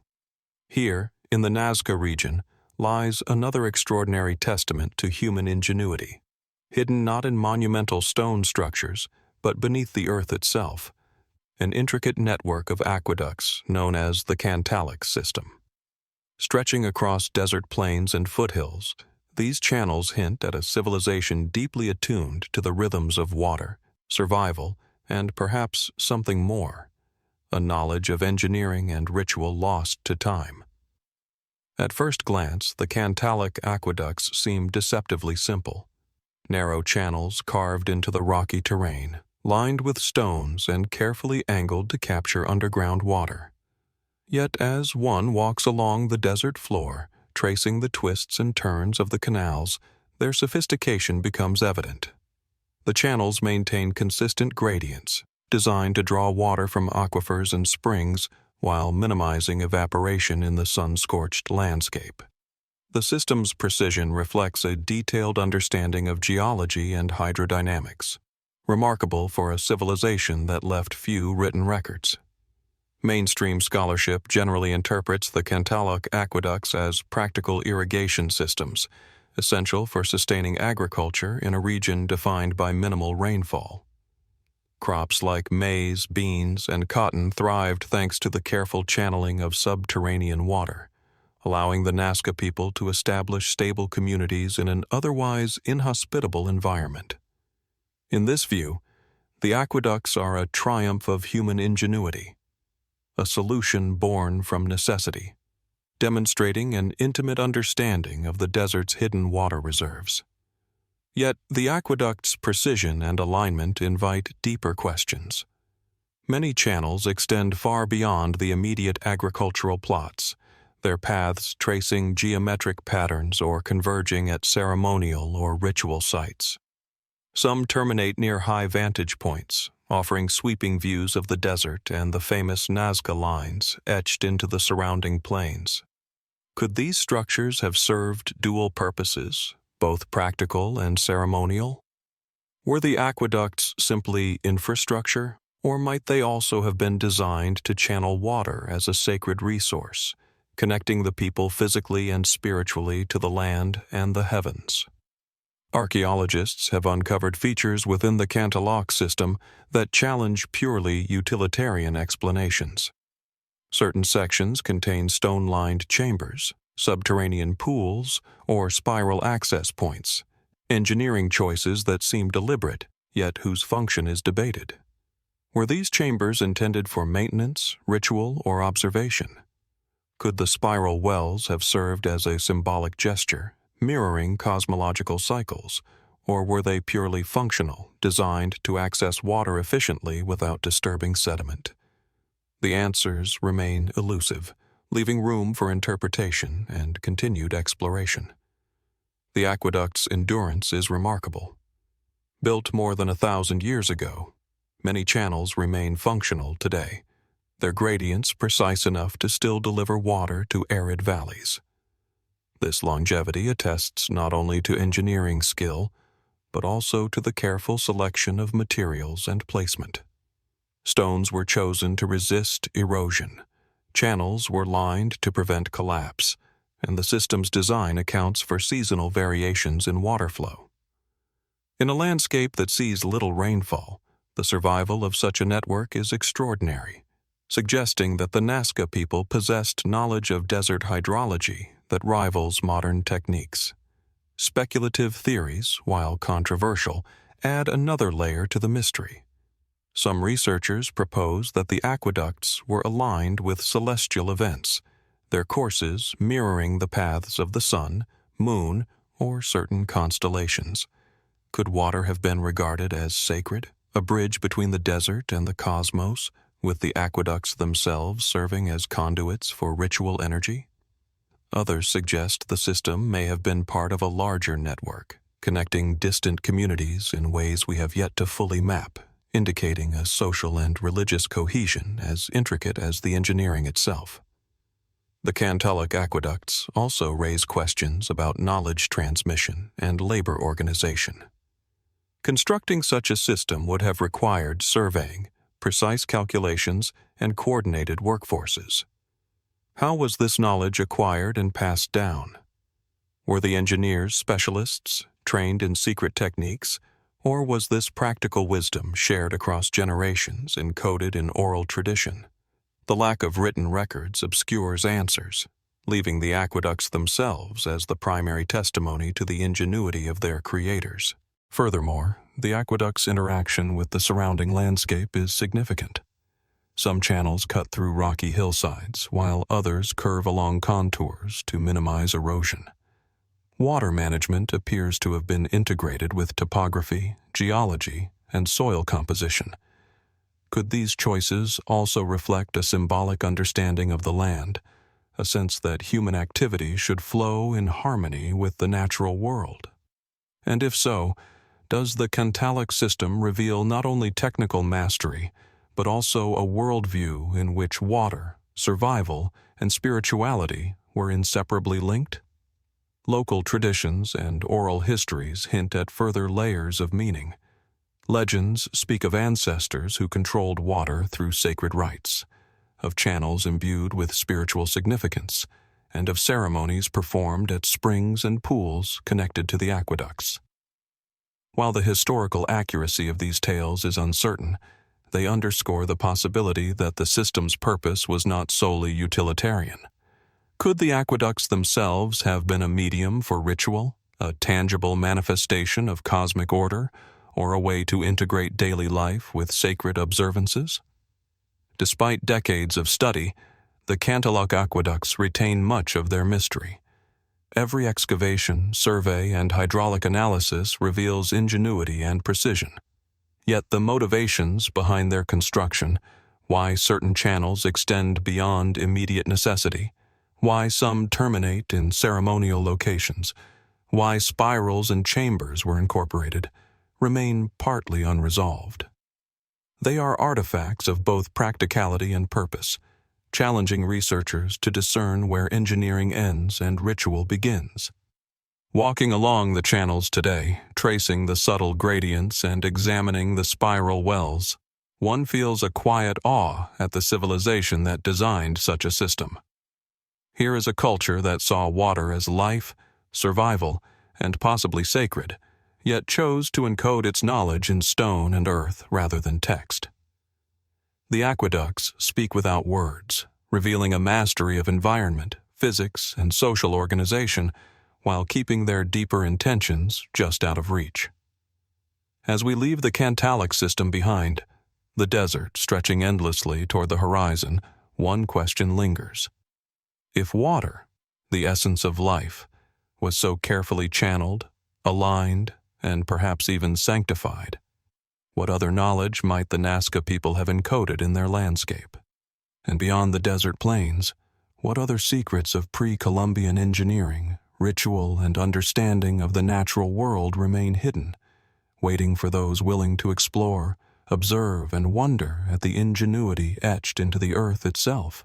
As the desert sun fades over the Nasca plains, leaving the intricate channels of the Cantalloc aqueducts bathed in twilight, our journey takes us deeper into the rugged heart of the Andes. Here, amidst dense cloud forests and mist-laden valleys, dwells a civilization both elusive and enigmatic, the Chachapoya, often called the Cloud People. For centuries, their settlements, burial sites, and architectural achievements remained hidden beneath a veil of fog and jungle, their culture obscured by time, conquest, and the relentless growth of the forest. The Chachapoya are remembered in fragments, stone fortresses clinging to cliffs, sarcophagi perched on precipices, and a lineage of myths that whisper of a people who defied both nature and history. The terrain itself is extraordinary. High-altitude cloud forests stretch across the eastern slopes of the Andes in northern Peru, a labyrinth of cliffs, rivers, and canopies shrouded in mist. Visibility is often limited to a few meters, and the dense vegetation obscures even the most imposing structures until one is nearly upon them. Among the trees, stone walls rise almost miraculously from the mountainside, terraces carved into steep slopes, and fortresses built as if suspended between earth and sky. Sites such as Cuelap and Gran Payaten reveal a people who mastered engineering in a landscape few civilizations could inhabit. Cuelap, often called the Machu Picchu of the north, is a walled city perched at an altitude of over 3,000 meters. Its walls, sometimes exceeding 20 meters in height, enclose hundreds of circular stone structures, likely dwellings, that are remarkably uniform yet adapt seamlessly to the rugged terrain. Access was controlled through narrow entrances, while interior walls were adorned with intricate reliefs depicting geometric patterns, human figures, and possibly symbolic or ritual motifs. Gran Payaten, perched even more precariously, demonstrates similar mastery, with terraces, stairways, and circular enclosures blending with cliffside forests. The architecture is both defensive and ceremonial, suggesting a society deeply attuned to both survival and spiritual life. Yet, despite these achievements, the Chachapoya remain one of history's most elusive civilizations. Spanish chroniclers of the 16th century described encounters with the people, noting their distinct clothing, martial prowess, and fierce resistance to Inca expansion. The Chachapoya were eventually absorbed, displaced, or destroyed by Inca forces and later Spanish colonizers. By the time modern explorers began penetrating the cloud forests, the culture had largely vanished, leaving behind stone remnants and skeletal remains as the only direct evidence of their existence. One of the most haunting aspects of the Chachapoya is their funerary practices. Sarcophagi and mausoleums, often perched precariously on cliff faces or atop isolated outcrops, contain mummified remains wrapped in textiles and sometimes accompanied by grave goods. These elevated burials suggest a profound symbolic relationship between the people and their environment. Death was not merely an end, but a transition, and the placement of the dead high above the valley may have facilitated contact with ancestors, spirits, or deities. The difficulty of access also hints at a desire to protect the dead from disturbance, both human and animal.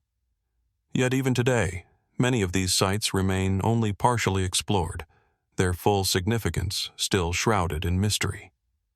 Archaeological evidence paints a complex picture. The Chachapoya were skilled in construction, weaving, and ceramics, with artifacts demonstrating technical sophistication and aesthetic refinement.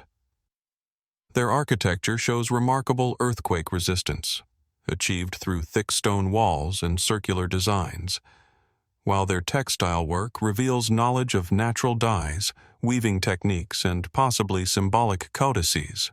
However, much of this evidence is fragmentary, scattered across remote valleys and ravines. How these achievements were maintained, transmitted, and coordinated across such difficult terrain remains an open question. Theorists and researchers have debated the Chachapoya's origins and cultural practices for decades. Some propose that their isolation allowed them to develop independently of both the Inca and earlier Andean cultures, resulting in unique social, architectural, and technological systems. Others suggest a more interconnected history, pointing to similarities in construction, agricultural terraces, and ceremonial practices with neighboring highland cultures. Yet no consensus exists, and the absence of written records leaves a tantalizing gap, inviting speculation as well as careful study. Some mysteries extend beyond the material. Oral traditions and local legends speak of the cloud people disappearing into the mist, leaving behind treasures and sacred knowledge hidden in the forests. Explorers report the difficulty of navigating the clouded terrain, where cliffs and ravines seem to shift perception, and fog can obscure entire fortresses until one is nearly upon them. Could this inaccessibility have been deliberate, a strategic choice to conceal sacred or political centers? Or is it a natural consequence of the rugged geography that shaped every aspect of Chachapoya life? Scientific investigation has uncovered traces of agriculture, including terraced fields and irrigation systems, which allowed the Chachapoya to cultivate maize, potatoes, and other crops in steep and humid conditions. Yet some terraces and constructions do not align with practical agricultural needs, suggesting ceremonial or symbolic purposes. Similarly, defensive structures imply that the Chachapoya faced persistent threats, whether from neighboring tribes or later Inca incursions. These dualities, practical versus ritual, defensive versus symbolic, underscore the complexity of their society and hint at knowledge encoded in the very landscape itself. The cloud forests themselves contribute to the enigma. Trees, moss, and fog conceal structures for centuries, preserving them from immediate destruction but also obscuring their full context. Many sites are discovered serendipitously, often by local farmers or hikers rather than systematic archaeology. Even with modern technologies, LiDAR scanning, aerial photography, and GIS mapping, entire complexes remain partially hidden, their layout and interconnections only slowly emerging.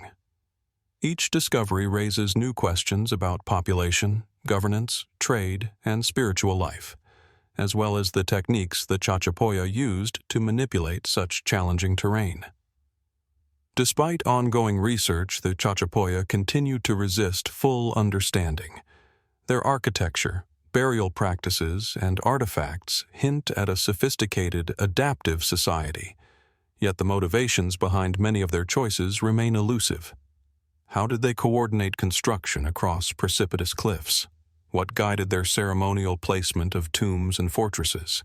And what knowledge, astronomical, spiritual, or practical, was lost when their society was absorbed or destroyed? Walking along a fog-shrouded trail today, looking up at cliffside dwellings and terraces half hidden by trees, one feels a profound sense of continuity and absence. The Chachapoya once thrived here, shaping stone, earth, and sky with deliberate intention, and yet they vanished, leaving only fragments of a civilization. Their legacy survives in stone, in mummies, and in the stories carried through generations, but the full scope of their knowledge and culture remains tantalizingly out of reach. As the clouds drift through the Andean valleys and the mist swirls around cliffside fortresses, one question lingers. If the Chachapoya could carve cities, fortresses and tombs into the most inaccessible landscapes on Earth. What else might still be hidden within the forests and fog? And beyond the visible stone and earthworks, what secrets of their society, their technology, and their beliefs remain veiled, waiting for those patient enough to explore, observe, and wonder at the civilization that once ruled the clouds? As the mists of the Andean cloud forests recede, leaving the hidden cities of the Chachapoya etched into memory, our journey returns once more to the Mediterranean, to a city where the ambitions of empires, scholars, and mystics converged, Alexandria. Beneath the sun-scorched streets of this ancient port, in a cemetery long forgotten, lies a relic that has captured global imagination, the Black Sarcophagus of Alexandria. Massive, foreboding, and nearly 3 meters in length, it rests in silence, its dark basalt surface absorbing the light and reflecting only questions, whispers, and the weight of centuries. From a distance, the sarcophagus appears almost like a monolith, its sides worn but intricately carved with friezes of mythological scenes, battle motifs, and what seem to be funerary inscriptions. Its lid, slightly ajar since excavation in 2018, reveals a hollow interior, black and cavernous, inviting speculation about what it might conceal. Unlike the gilded treasures of Tutankhamun or the ornate tombs of the Chachapoya, the Black Sarcophagus is unsettling in its simplicity and enormity, commanding attention not through gold or artistry, but through the profound sense of foreboding it exudes. Excavation reports confirm that the sarcophagus dates back to the Ptolemaic period, roughly the 3rd century BCE, a time when Alexandria was a thriving hub of trade, culture, and Hellenistic scholarship. The city itself was a mosaic of cultures, Greek, Egyptian, and later Roman, where wealth and knowledge coexisted alongside political intrigue and ritual practices. The sarcophagus likely belonged to a high-ranking official or noble, yet the scale and craftsmanship suggest something beyond ordinary burial. It was a statement of permanence, power, and perhaps protection against the forces of decay or desecration. Yet what has drawn attention to the Black Sarcophagus is less its origin than its apparent contents, or rather, the mystery surrounding what it might contain. Initial scans detected water inside, along with chemical traces of decomposition, but the identity of the occupant remains unknown. The sarcophagus has developed a reputation for its ominous presence, fueled by the fact that, when first opened, the internal fluids emitted gases and odors so potent that they required careful handling. Some have speculated about ancient embalming techniques, preservation fluids, or even ritual concoctions designed to protect the body or soul. Others question whether the decomposition is natural, accelerated by the materials or the climate, or whether it might suggest something far more enigmatic. The carvings on the sarcophagus add another layer of intrigue. Scenes depict humans entwined with serpents, figures suspended in ambiguous rituals, and iconography that blends Egyptian and Greek motifs. Some scholars suggest the imagery represents funerary rites, the triumph of the soul over death, or protective symbolism meant to ward off evil. Yet others note unusual details, exaggerated depictions of suffering, figures that do not appear in any known canon, and geometric motifs that may have esoteric significance. Were these designs purely decorative, or do they encode knowledge about the afterlife, spiritual practices, or the identity of the interred? The sarcophagus's size and material also raise questions about its construction and purpose. Basalt is notoriously difficult to quarry and carve, and transporting such a massive block to its resting place would have required sophisticated engineering. Who were the artisans capable of such work? And what resources or labor were invested in creating a tomb of this magnitude? Was the choice of basalt merely practical, durable, and impervious, or symbolic, intended to convey permanence, impenetrability, or power over death itself? Speculative theories abound. Some researchers have wondered whether the sarcophagus might belong to someone outside traditional historical records, a figure lost to history, yet of extraordinary influence or notoriety. Others propose that it could be linked to the Ptolemies' fascination with mysticism, alchemy, and the blending of Greek and Egyptian religious practices, perhaps serving as a vessel for experiments in preservation or ritual. While such ideas remain unproven, they reflect the allure of a tomb that is at once historical, architectural, and inexplicably enigmatic. The environment surrounding the sarcophagus adds to the mystery. It lies in an area of the city long believed to contain multiple burial complexes, yet the density of graves, the stratigraphy of the soil, and the alignment of tombs suggest intentional planning. Could the placement of the black sarcophagus relate to nearby structures, celestial alignments, or ritual pathways? And if so, what significance might this hold for our understanding of Ptolemaic funerary practices? Even as archaeologists and conservators carefully study the sarcophagus, the public imagination has been captured by the unknown. Media reports have framed it as cursed or ominous, though these claims are sensational rather than evidence-based. Yet the sense of foreboding is palpable. The combination of size, darkness, chemical reaction within, and ambiguous iconography evokes a feeling that this is no ordinary tomb, and that its occupant, or perhaps its purpose, was meant to endure both physically and psychologically across millennia. The black sarcophagus also reminds us that even in well-studied cities like Alexandria, history still hides secrets in plain sight. Beneath layers of sediment, urban expansion, and centuries of excavation, entire burial complexes may remain undiscovered, each potentially holding insights into politics, culture, and ritual practice in one of the ancient world's most cosmopolitan cities. How many other tombs lie untouched, their contents unknown, their symbolism undeciphered? And what does it mean that a single sarcophagus can captivate so profoundly, hinting at a story that intersects life, death, belief, and mystery? Standing beside the black sarcophagus today, one feels both the weight of history and the pull of the unknown.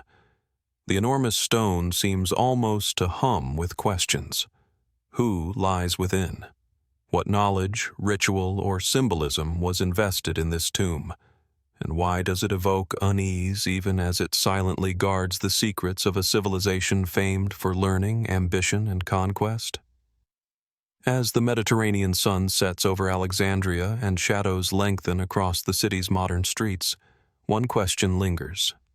If such a monumental sarcophagus could remain concealed for centuries, guarding its mysteries beneath layers of history, what other secrets might still lie hidden in the necropolises of Alexandria or across the ancient world, waiting to challenge our understanding of life, death, and the civilizations that came before us? As the waves of the Mediterranean wash against the shores of Alexandria, leaving the shadows of the black sarcophagus behind, our journey moves westward, beyond the known empires of antiquity, to the sun-scorched landscapes of southern Iberia. Here, along the Guadalquivir River and stretching into the marshes of Andalusia, lies the domain of a civilization whispered of in myth, briefly illuminated in the writings of ancient Greeks and Romans, yet almost entirely lost to time: Tartessos. A people of wealth, trade, and enigmatic influence, Tartessos is often called the first civilization of Western Europe, its existence shrouded in both history and speculation, a story partially told through coins, texts, and the faint traces of settlements swallowed by rivers and sands. From a distance, the Tartessos region appears deceptively ordinary: flat plains, fertile valleys, and winding rivers leading to the Atlantic. Yet beneath this landscape lies evidence of a society capable of remarkable artistry, commerce, and urban organization. Archaeological findings suggest cities with structured streets, fortified compounds, and workshops dedicated to metalworking, particularly silver and gold. The riverbanks likely teemed with life, as Tartessos' people traded extensively with Phoenicians, Greeks, and Carthaginians, establishing networks that carried Iberian metals, textiles, and agricultural products across the Mediterranean. The civilization's wealth and reach, however, remain difficult to quantify, largely because few written records survive within the region itself. Classical authors provide tantalizing glimpses. Herodotus describes Tartessos as a realm of vast wealth and silver mines, stretching to the edge of the known world. Strabo mentions kings and cities whose names have vanished from the map. Some texts hint at advanced governance, trade practices, and craftsmanship beyond what one might expect in early Western Europe. Yet, the reliability of these accounts is debated. Are they based on observation, hearsay, or the allure of a distant, almost legendary land? And if Tartessos was as prosperous and influential as claimed, why does so little remain visible today? Archaeological evidence deepens the mystery. Excavations near modern-day Huelva and Seville have revealed settlements and necropolises, alongside artifacts that suggest advanced metallurgy and artistry. Exquisite jewelry, ceremonial daggers, and decorative items indicate a sophisticated society with specialized artisans and extensive trade connections. Yet the settlements themselves appear transient or partially submerged, their organization partially obscured by centuries of river sedimentation. Could the civilization have been deliberately abandoned, destroyed by natural disasters, or slowly eroded over time? The answers remain elusive. The Tartessos people are often linked to myths and legends, particularly those recorded by Greek and Roman sources. Some claim the civilization was ruled by kings whose authority was absolute yet benevolent, whose palaces gleamed with silver, and whose tombs were adorned with treasures of unknown design. Others associate Tartessos with the biblical Tarshish, a distant and wealthy land famed for its metals and exotic goods. If these associations hold any truth, they suggest a civilization whose significance resonated far beyond Iberia, whose influence may have shaped trade, art, and politics across the Mediterranean. One of the most intriguing aspects of Tartessos is its sudden disappearance from historical records. By the 1st century BCE, writers described the region as abandoned or absorbed by neighboring cultures. Was Tartessos destroyed by conflict, such as Carthaginian expansion or local warfare? Could environmental changes, flooding, river shifts, or droughts have undermined agriculture and urban centers? Some propose that Tartessos declined gradually, its people dispersing and integrating into surrounding populations, leaving behind only cultural traces and artifacts that hint at their past grandeur. Yet the abruptness with which the civilization vanishes from contemporary texts leaves space for speculation and wonder. The civilization's technological and artistic sophistication also invites questions.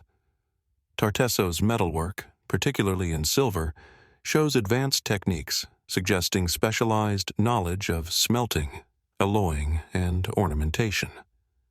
Ceramics and decorative motifs demonstrate symbolic literacy, possibly linked to spiritual or ritual practices. How was such knowledge organized, transmitted, and preserved? Was Tartessos an isolated center of innovation, or part of a broader network connecting Phoenicians, Greeks, and other Mediterranean peoples? The surviving artifacts hint at both extraordinary skill and lost traditions, tantalizing evidence of a culture whose full depth is obscured. Speculative theories abound. Some suggest Tartessos may have been the foundation for later Iberian kingdoms, its traditions and technologies absorbed and transformed over centuries. Others propose that Tartessos was more than a trading hub, that it was a spiritual or ritual center where sacred knowledge and metallurgical expertise converged. Certain legends even claim Tartessos possessed esoteric wisdom, encoded in symbols or treasures, perhaps deliberately hidden to survive the civilization's collapse. While these ideas remain unproven, they underscore the enduring fascination with a society that seems to hover between history and myth. Geography itself contributes to the enigma. The Guadalquivir River Delta, once navigable and teeming with settlement, has shifted over millennia, submerging possible city sites under silt and marshland. The fertile plains that sustained agriculture are now interwoven with wetlands and modern settlements, masking the landscape Tartessos once inhabited. How much remains undiscovered beneath layers of sediment, mud, and human expansion? Could entire urban complexes, temples, or treasure caches still lie hidden, silently recording the civilization's sophistication and reach? Cultural traces suggest a society integrated with its environment, attuned to rivers, metals, and maritime trade. Trade with Phoenicians and Greeks implies knowledge of navigation, negotiation, and diplomacy, while artifacts hint at ritual life and social stratification.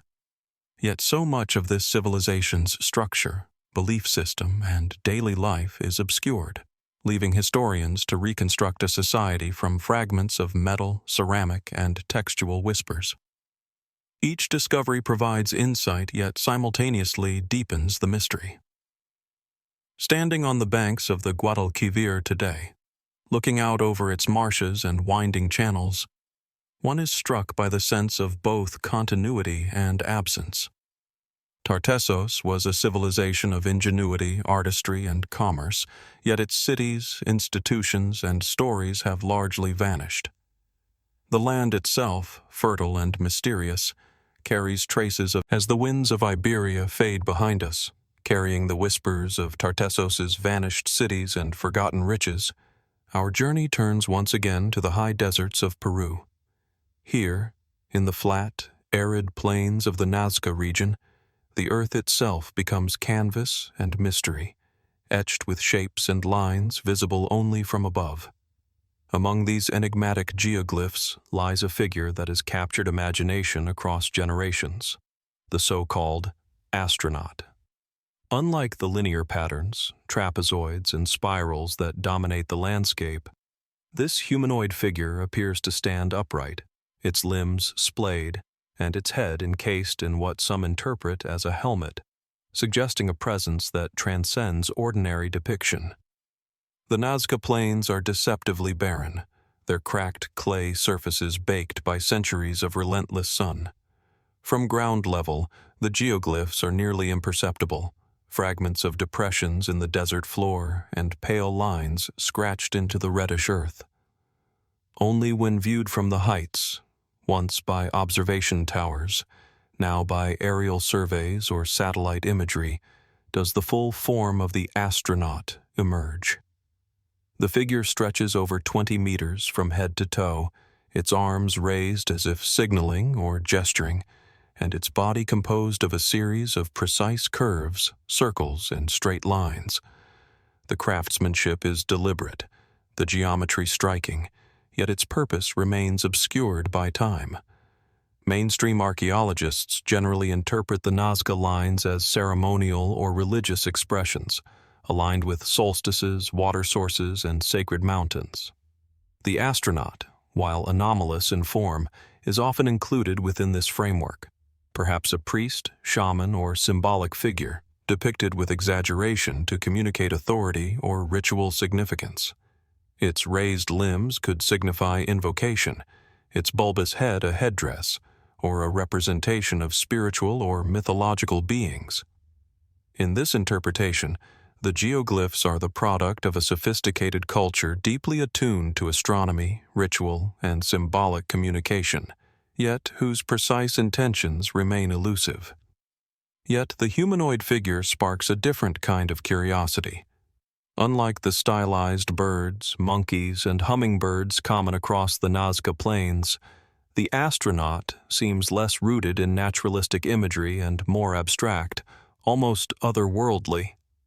The figure's apparent helmet, disproportionate body, and isolated placement among the lines have led some observers to speculate about connections to unknown influences or advanced observation techniques.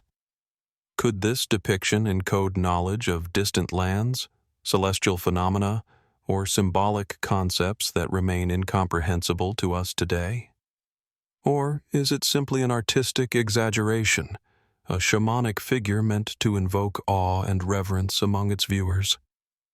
The construction itself is remarkable. The Nasca people removed the reddish iron oxide stones from the surface to reveal lighter soil beneath, creating high-contrast lines visible from afar.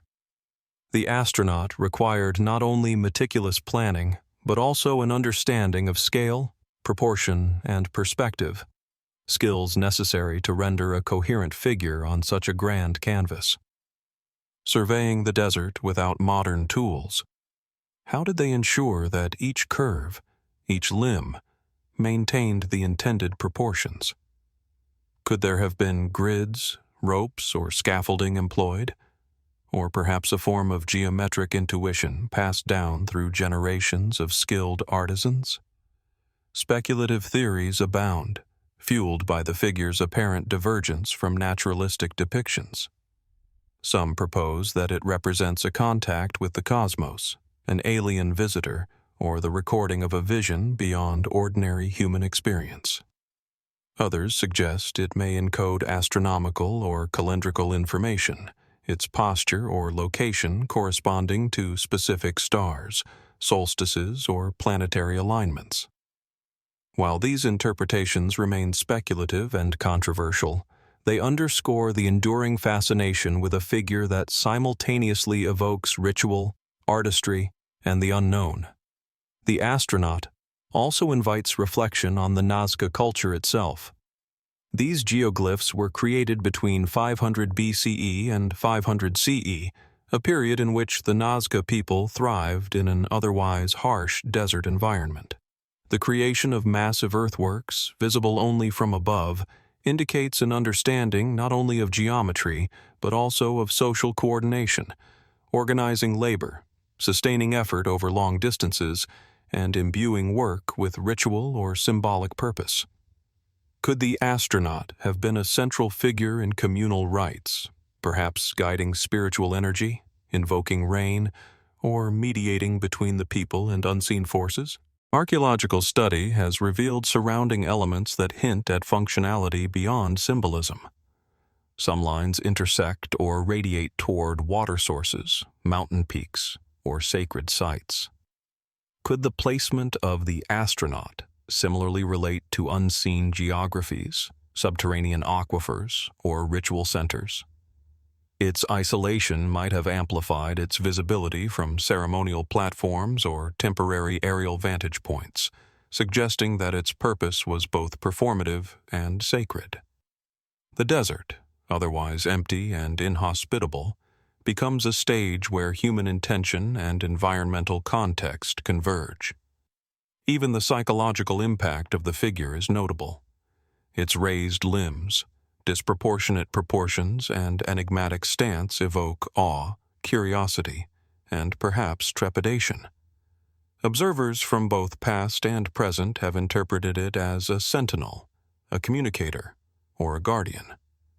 Could this intentional ambiguity have been part of its power? A visual language designed to convey authority, mystery, or spiritual presence to those who viewed it either from nearby or from the sky above? Yet, many questions remain. Who precisely did the astronaut represent? Was it a shaman, a mythical being, a celestial messenger, or a symbolic construct entirely beyond modern comprehension? Why was it carved in isolation, away from the more common naturalistic figures of animals and birds? And what knowledge, beliefs, or intentions of the Nasca people are encoded in this geoglyph, still hidden beneath layers of desert dust and human imagination? Walking across the Nasca plains today, one feels the interplay of precision, vision, and enigma. The astronaut stands frozen in time, a silent witness to a civilization attuned to sky, earth and ritual, yet leaving questions that stretch across centuries. Its presence reminds us that human expression is not only practical or decorative, but can also be cryptic, symbolic, and transcendent, designed to inspire awe or convey meaning in ways we may never fully decipher.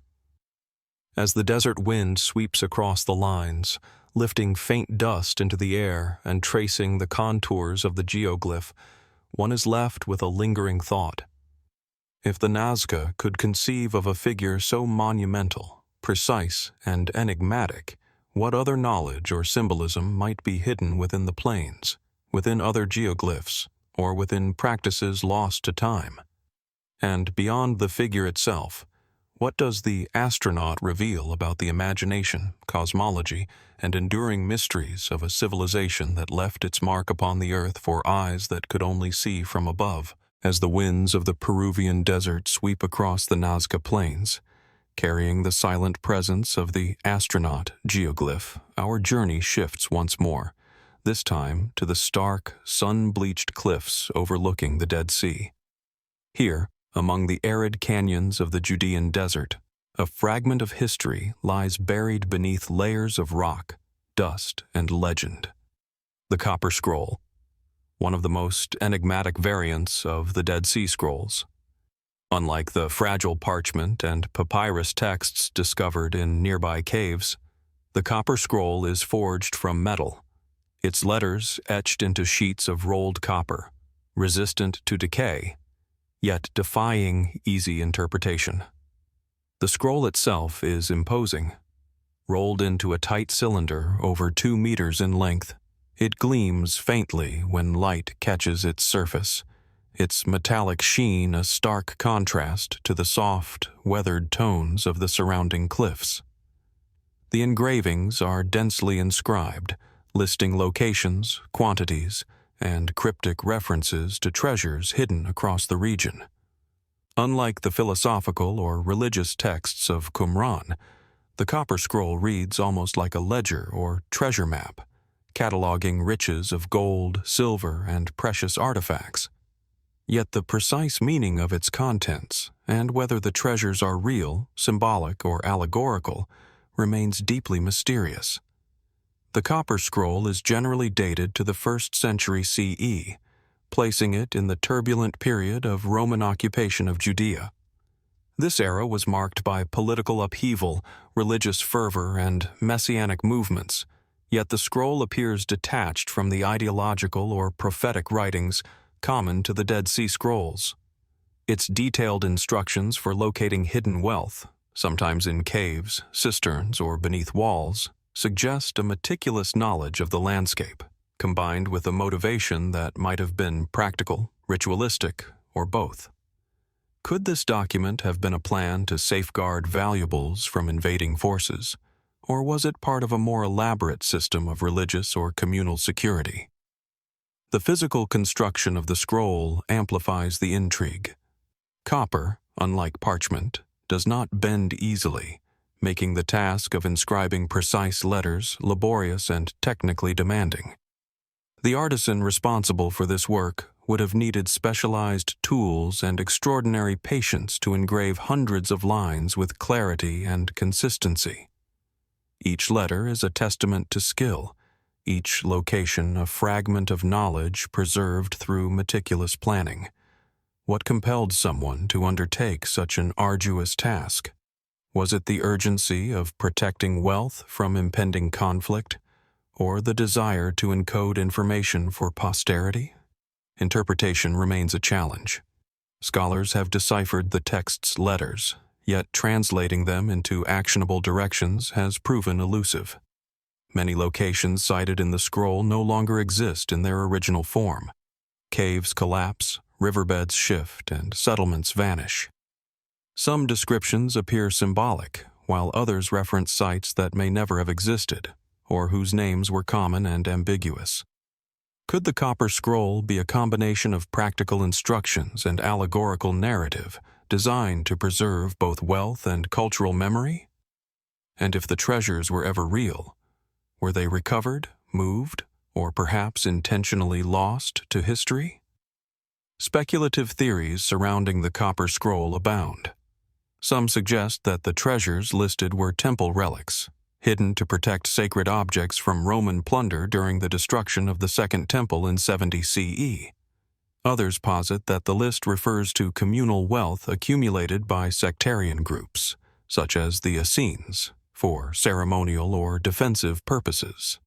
More fringe interpretations propose that the treasures were esoteric, containing not only gold and silver, but objects imbued with religious or mystical significance, perhaps connected to early forms of Jewish ritual practice. While these ideas remain speculative, they underscore the layered enigma of a document that is at once concrete and elusive. The landscape itself enhances the scroll's mystique. The Judean desert is unforgiving. Jagged cliffs, narrow wadis, and extreme temperatures challenge even the most determined explorers. Access to many of the sites mentioned on the Copper Scroll would have required intimate knowledge of terrain, survival skills, and perhaps guidance passed down through trusted networks. Could the document have functioned as a guarded key, accessible only to a select few who understood its language and logic? And if so, how much of this knowledge was lost over the centuries as communities dispersed, wars erupted, and empires rose and fell? The scroll's preservation also raises questions. Copper is resistant to decay, yet over millennia it corrodes, threatening to obscure the inscriptions entirely. The survival of this document is therefore remarkable, a rare bridge between the material and intellectual world of ancient Judea and our present. Could its durability have been intentional, designed to withstand time, or is it an accident of circumstance? Either way, it stands as a testament to a society capable of both foresight and meticulous craftsmanship. Attempts to locate the treasures described in the Copper Scroll have yielded few results. Expeditions, both scholarly and private, have explored caves, valleys, and ancient cisterns without conclusive findings. Some suggest that the scroll itself was never intended as a literal guide, but rather as a symbolic record of wealth, faith, and the impermanence of earthly possessions. Others maintain that the treasures are hidden still, waiting for the right observer, time, or circumstance to reveal them. This ambiguity ensures that the Copper Scroll continues to captivate researchers, treasure hunters, and historians alike. Beyond its physical contents, the Copper Scroll raises broader questions about the culture that produced it. What social or religious motivations drove its creation? How did the community that crafted it perceive the relationship between material wealth and spiritual life? Did the scroll serve as a means of protection, a statement of status, or a guide to divine providence? And if these treasures were hidden deliberately, what does that suggest about the concerns, fears, and priorities of a civilization on the cusp of collapse? Standing today at the edge of the Judean desert, gazing out over the rugged canyons and ancient settlements, one feels the presence of those who once walked this land, who carved letters into copper with a purpose now largely forgotten. The scroll itself, compact yet monumental, offers insight into ingenuity, foresight, and human concern for preservation, while leaving countless questions unanswered. Its copper sheets, etched with precise instructions, invite us to ponder the human desire to protect, encode, and endure. As the sun sets over the Dead Sea, casting golden light across limestone cliffs and desert valleys, one question lingers. If the Copper Scroll details treasures lost to time, and if its purpose remains partially obscured, what other knowledge, artifacts, or secrets lie hidden in the caves, tunnels, and landscapes of the ancient world, waiting for those who are patient enough to read the traces left behind, and to wonder at the ingenuity and intent of civilizations long vanished? As the copper winds of the Judean desert fade behind us, leaving the secrets of the Copper Scroll suspended in both history and speculation, our journey turns northward, toward the heart of the ancient Mediterranean world, to the bustling streets and temples of Alexandria, a city that once rivaled the imagination of any empire. Here, Amid the ruins and sands of Egypt's fabled port lies a mystery that has enthralled historians, archaeologists, and adventurers for centuries: the lost tomb of Alexander the Great. A man who forged an empire stretching from Macedonia to the Indus River, whose victories reshaped the ancient world, whose life ended at the age of 32, Alexander's final resting place has vanished into legend. Where exactly he lies remains one of history's most tantalizing enigmas. The accounts of Alexander's death in 323 BCE tell of illness or poisoning, a sudden end to a life defined by conquest. In the wake of his death, his body became the object of immense political and cultural significance. Ancient sources describe a grand funeral procession, first to Memphis, then to Alexandria, where it was interred in a tomb befitting a god-king. Strabo, Pausanias, and later chroniclers depict it as a monument of gold and marble, adorned with precious metals, statues, and offerings, visited by rulers and ordinary citizens alike. Yet beyond these fleeting glimpses, records grow frustratingly sparse, fragmentary, or contradictory. How could the tomb of one of history's most celebrated figures simply vanish? The city of Alexandria itself provides clues and contradictions. Founded by Alexander in 331 BCE, the city was intended as a hub of trade, culture, and Hellenistic power. Its streets, temples, and harbors would have been capable of supporting monumental architecture, including a tomb of extraordinary scale. Historical accounts suggest that Ptolemy I Soter, Alexander's former general and the founder of the Ptolemaic dynasty, oversaw the transport of Alexander's body to Alexandria, possibly through Egypt via a gold-decked funerary carriage. Yet once interred, references to the tomb become sporadic. Roman leaders, including Julius Caesar and Augustus, are said to have visited Alexander's sepulchre, but subsequent centuries of conquest, neglect, and urban transformation may have erased its exact location. Several hypotheses have emerged over the centuries. One proposes that the tomb was located within the royal quarter of Alexandria, perhaps near the Soma, a ceremonial precinct described in Hellenistic accounts. Others suggest it may have rested along the Canopic Road, a major avenue lined with temples and palaces, connecting the city's heart to the western harbor. Archaeologists have scoured areas beneath modern Alexandria, often encountering layers of destruction, silt, and urban overbuilding that obscure ancient foundations. Earthquakes, flooding, and rising sea levels have further complicated the search, creating the possibility that the tomb lies beneath meters of debris, or even submerged beneath the Mediterranean itself. Contemporary accounts provide tantalizing details. Some describe a funerary monument surrounded by golden statues of lions, sphinxes, and Alexander himself astride Bucephalus, his famed horse. Ancient visitors speak of daily rituals, offerings of incense, and continuous homage to the conqueror's spirit. Could such grandeur have survived the turbulence of centuries, conquests, revolts, and imperial rivalries? Or did the tomb itself become a victim of human ambition, looted, dismantled, or repurposed by those seeking the glory and wealth it once contained? The historical intrigue deepens with the reports of looters and rediscoveries. In late antiquity, Byzantine chroniclers note that the tomb may have been visible and visited, yet the narrative grows murky by the early medieval period. Alexandria underwent repeated waves of occupation: Romans, Byzantines, Arabs, and later Ottoman rule, each contributing to the city's layered destruction and reconstruction. Written accounts fade, and by the Renaissance, the tomb had become the subject of rumor, legend, and imaginative cartography. Some explorers claim to have glimpsed golden sarcophagi or subterranean chambers. Others suggested the body had been removed, perhaps taken eastward to Constantinople or hidden to prevent desecration.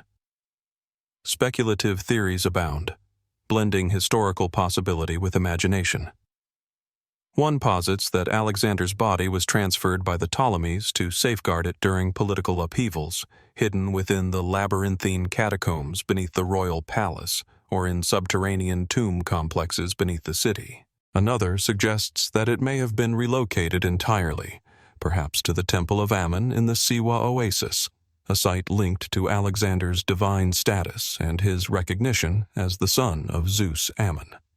Fringe theories even propose that the tomb lies beyond Egypt, hidden in regions Alexander himself conquered, or deliberately concealed to prevent political exploitation. While these claims lack definitive evidence, they underscore the enduring allure of a man whose death inspired both devotion and intrigue. The mystery is compounded by archaeology's limitations.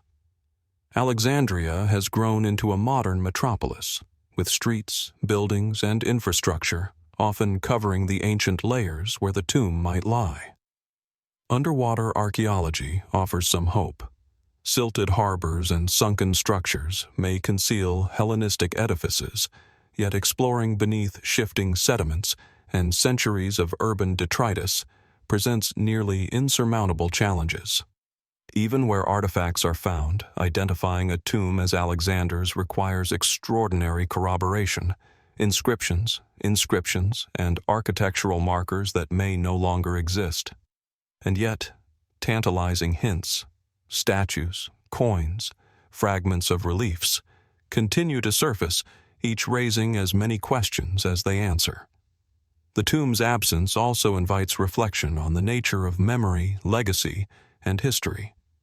Alexander was more than a military commander. He was a cultural icon, a figure whose campaigns spread Hellenism across continents, and whose legend shaped the narratives of empires to come. Could the disappearance of his tomb symbolize the impermanence of even the most monumental human achievements? Or is it a reminder that history is not a linear record, but a mosaic of fragments, each layer shaped by politics, environment, and human action? Even the debate over the body's presence or absence carries symbolic weight. Some historians suggest the Ptolemies may have appropriated the tomb as a political tool, creating a cult of Alexander that reinforced their authority in Egypt and the wider Hellenistic world. Could the tomb have been deliberately obscured, transformed, or relocated to maintain control over the narrative of Alexander's legacy? If so, the mystery is as much about power and ideology as it is about physical burial. Modern archaeology and technology offer new possibilities. Ground-penetrating radar, satellite imaging, and remote sensing have identified anomalies beneath Alexandria and surrounding regions, raising hopes that previously inaccessible chambers may yet be revealed. Yet caution is warranted. Many anomalies are natural or unrelated, and excavation in a living city carries ethical, logistical, and political challenges. Every potential discovery must be measured against centuries of speculation, local development, and the fragility of ancient materials. Walking through Alexandria today, one senses both presence and absence. Ruins of temples, palaces, and streets whisper of a city that once hosted the final resting place of a god-king, yet no stone or inscription confirms his eternal rest. The mystery is not simply where Alexander lies, but what his tomb represented: a confluence of ambition, divinity, and human desire for immortality.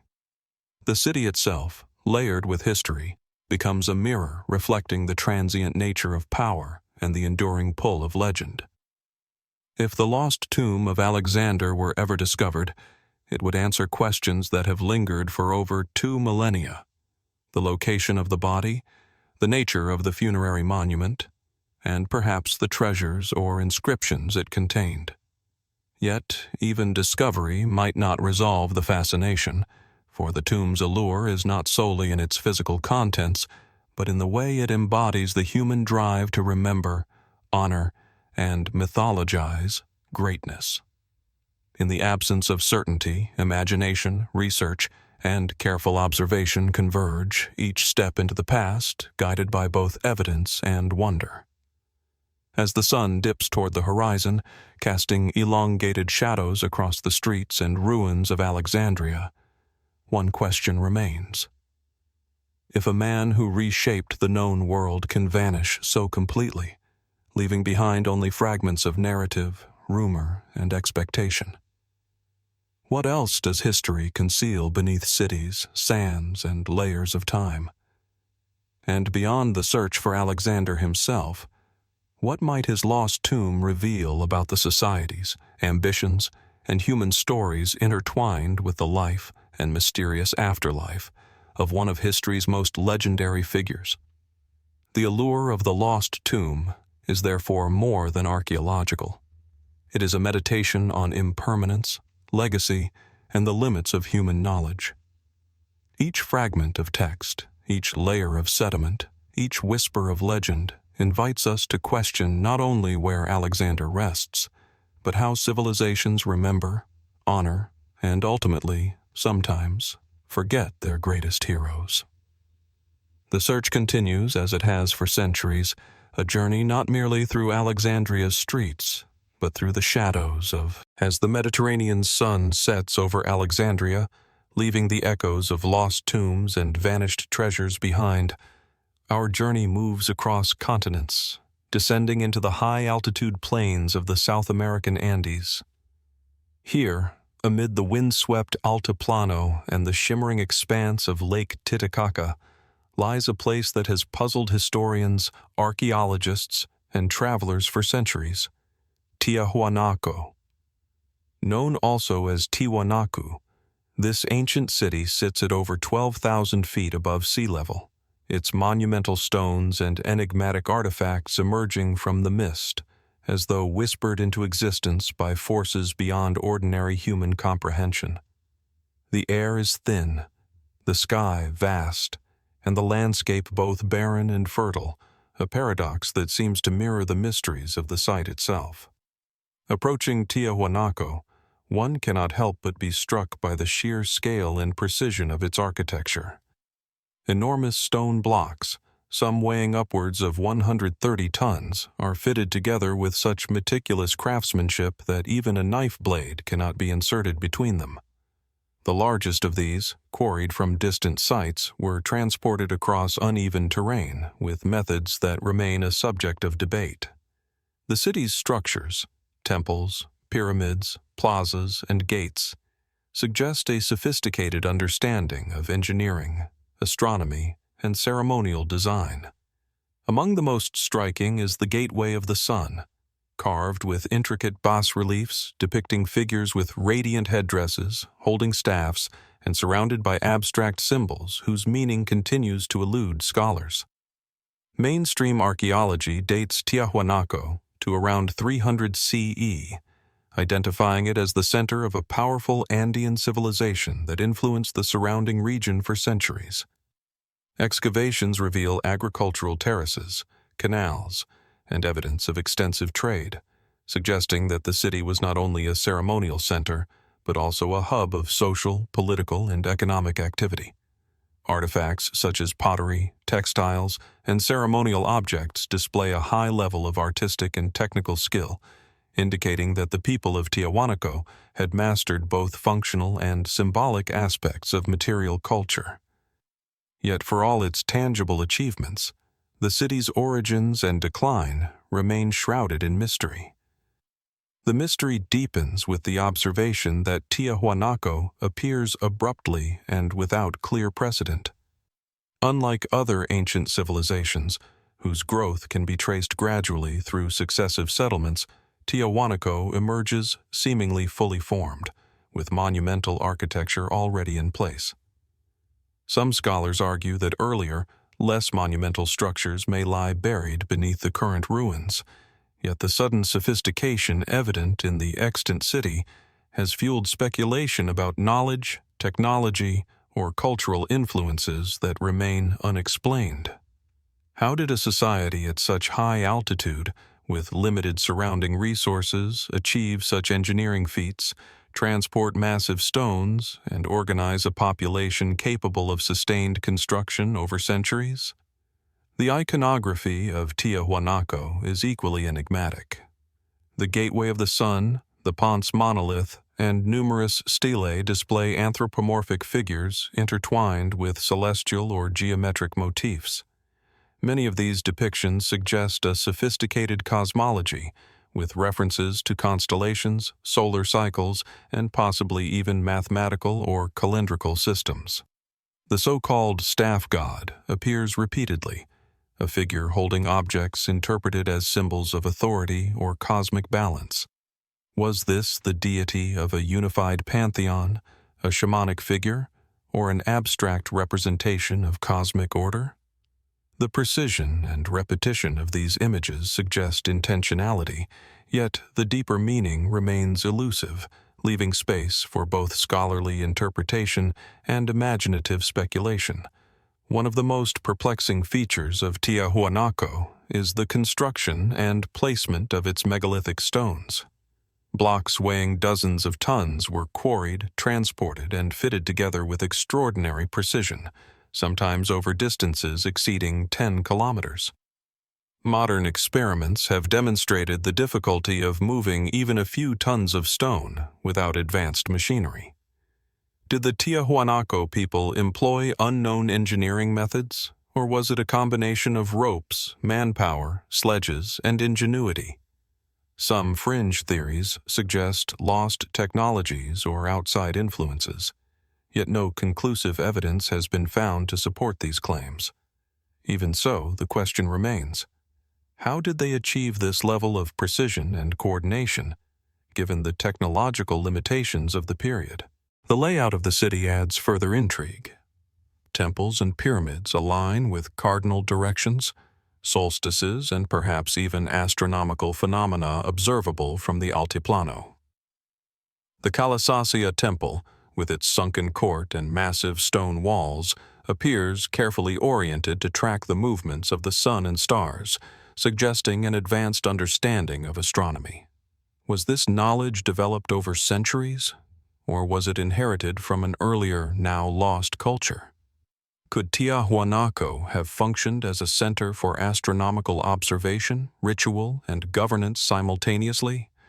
A convergence of science, religion, and social organization that challenges our understanding of early civilizations? Artifacts found at Tiahuanaco further complicate the picture.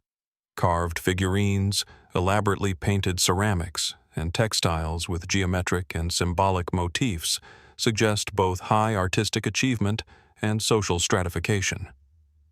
Burials indicate complex rituals and belief systems, with grave goods implying status, cosmological significance, or spiritual preparation for an afterlife.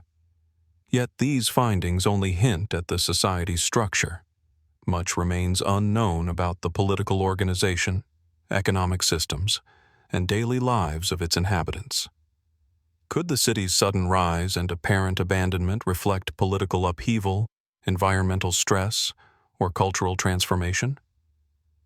Or did its influence simply spread, absorbed into subsequent Andean civilizations such as the Wari and Inca, leaving Tiahuanaco itself to slowly fade from prominence? Environmental and geological considerations add another layer of complexity.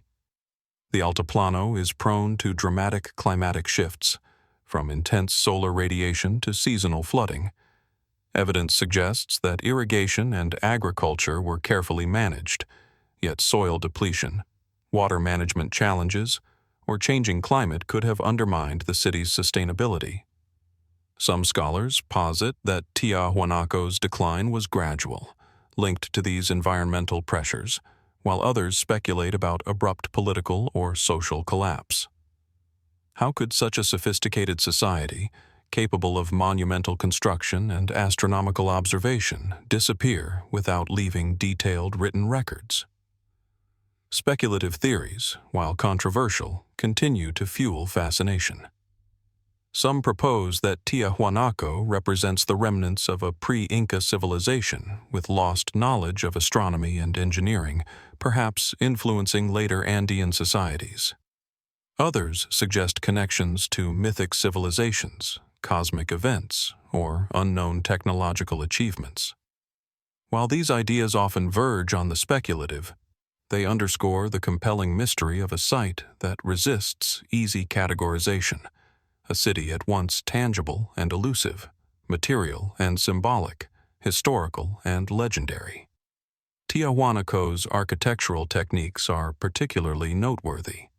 The stones are cut with precision that allows them to interlock without mortar, a method that has preserved structures through centuries of earthquakes and erosion. Some blocks exhibit carved channels, polishes, and angles that modern engineers find difficult to replicate. The combination of durability, scale, and intricacy suggests a civilization with exceptional planning, organization, and technical knowledge. How did they develop these techniques, and why were they lost over time? Could these methods have influenced later Andean civilizations, or were they truly a unique achievement of Tiahuanaco itself? Walking among the ruins today, the visitor is struck by both monumentality and mystery. The sun casts long shadows across terraces and pyramids, illuminating carvings that have survived millennia. The silence is profound, interrupted only by wind, the occasional bird, or distant voices. Standing before the gateway of the sun, one senses the convergence of human ingenuity, spiritual purpose, and cosmic ambition. The city seems designed to inspire reflection, awe, and perhaps even humility before forces both natural and divine. Ultimately, the mystery of Tiahuanaco lies not only in its stones or artifacts, but in the questions it raises about human potential, knowledge, and cultural memory. How did a high-altitude civilization achieve such monumental and precise architecture? What cosmological, religious, or social imperatives guided its design? Why does the city appear abruptly in the archaeological record, fully formed, only to decline and leave behind ruins that puzzle even the most meticulous modern scholars? Each question points to a civilization that mastered both environment and technique, yet whose full story has been obscured by time, climate, and human neglect. As the altiplano wind sweeps across the terraces and monoliths, stirring dust and illuminating the faint carvings of ancient deities and symbols, one is left with a profound sense of both presence and absence. Tiahuanaco invites reflection on the impermanence of human achievement, the persistence of mystery, and the capacity of civilizations to leave legacies that challenge understanding for millennia. What knowledge, ritual, or wisdom might still lie hidden beneath the layers of stone and sediment? What secrets about astronomical observation, engineering, or social organization await discovery? Standing among the ruins at sunset, as Lake Titicaca glimmers in the distance and the mountains cast elongated shadows over ancient terraces, one question lingers. If a civilization as sophisticated and enigmatic as Tiahuanaco could rise, flourish, and fade into relative obscurity, what else might history conceal? What other societies, technologies, and ideas have been lost to time, waiting for those patient enough to uncover the traces, interpret the evidence, and wonder at the ingenuity of human endeavor? Tiahuanaco, monumental yet silent, offers no definitive answers, only the enduring invitation to explore, reflect, and imagine what mysteries still lie hidden among the stones, the skies, and the high Andean plains. As the thin, high-altitude winds of the Altiplano fade behind us, carrying the silent enigma of Tiahuanaco's monumental stones and cosmic alignments, our journey takes us northward once again, this time to the rugged, rocky landscape of Azerbaijan's semi-desert region. Here, among rolling hills, jagged cliffs, and sparse vegetation, lies a site that has puzzled researchers, travelers, and historians for centuries. Gobustan. Known for its dramatic rock formations and, more importantly, its thousands of petroglyphs, ancient rock carvings etched deeply into stone, the area is both a window into prehistoric life and a puzzle whose meaning continues to elude definitive explanation. As the sun rises over Gobustan, illuminating the ochre, gray, and reddish tones of the cliffs. The carvings emerge from the rock face like whispers from a forgotten past, waiting to be deciphered. The carvings themselves are at once simple and complex. Figures of humans, animals, boats, and geometric shapes cover the surfaces of cliffs, boulders, and ledges, varying in size from mere centimeters to over a meter in height. Some portray everyday life, hunters tracking ibex, archers poised with bowstrings drawn, figures engaged in ritual dances, while others are far more abstract, spirals, grids, and interlocking patterns that defy immediate interpretation. Gobestan contains over 6,000 documented petroglyphs, ranging from 5,000 to 40,000 years old, spanning multiple periods of human occupation. The sheer scale and density of the carvings suggest a sustained tradition of artistic or symbolic expression over millennia. Mainstream archaeology interprets the Gobestan petroglyphs primarily as reflections of daily life, ritual practice, and environmental observation. Many of the animals depicted, horses, deer, ibex, and aurochs, indicate an intimate knowledge of the surrounding ecosystem. Hunting scenes suggest social organization, skill with tools, and the coordination necessary for survival in a challenging landscape. Other carvings, boats, suns, and concentric circles, have been linked to religious or spiritual practices, possibly representing cosmological beliefs, seasonal cycles, or shamanic rituals. In this context, Gobestan functions as a visual record, offering insights into the lives, environment, and values of prehistoric peoples. Yet the site's more abstract carvings invite deeper speculation. Geometric forms, spirals, concentric circles, hand-like impressions, and enigmatic lines are difficult to reconcile with purely utilitarian or documentary purposes. Do they encode knowledge of the stars, of the movement of the sun and moon, or of seasonal cycles critical to survival? Some researchers argue that these abstract petroglyphs reflect symbolic or ritualistic thinking, an attempt to make sense of the universe, communicate with unseen forces, or encode knowledge in a durable medium. But the ambiguity of these forms leaves room for endless interpretation. What did these shapes mean to those who carved them? Were they messages to the living, the dead, or the divine? The tools and methods used to create these carvings also deepen the mystery. The rocks of Gobestan are composed largely of tough and volcanic stone, requiring significant effort to etch deeply and clearly. Analysis suggests that many carvings were made with stone chisels and hammering tools, yet the precision and endurance of certain lines and shapes suggest a level of craftsmanship and planning that challenges assumptions about prehistoric technology. How did early humans conceptualize such imagery at scale? Did they employ grids, measuring techniques, or oral transmission of standardized forms across generations? The very act of creating these carvings required not only skill but sustained social effort, implying a community invested in symbolic expression over centuries. Gobestan also contains evidence of habitation, cave dwellings, hearths, and burial sites adjacent to the carved cliffs. These settlements indicate a semi-nomadic lifestyle, with families or clans moving seasonally while returning to favored sites to renew or add to the carvings. Could some of the petroglyphs serve as markers, territorial, ritual, or navigational, for groups who traversed the region repeatedly? And if so, how did these symbols evolve over thousands of years to include layers of meaning that we can no longer fully decode? The site is simultaneously practical and enigmatic, functional yet symbolic, a fusion of life and imagination carved in stone. The maritime imagery in Gobestan further complicates interpretation. Depictions of boats and oared vessels predate many historical records of seafaring in the Caspian and Black Sea regions.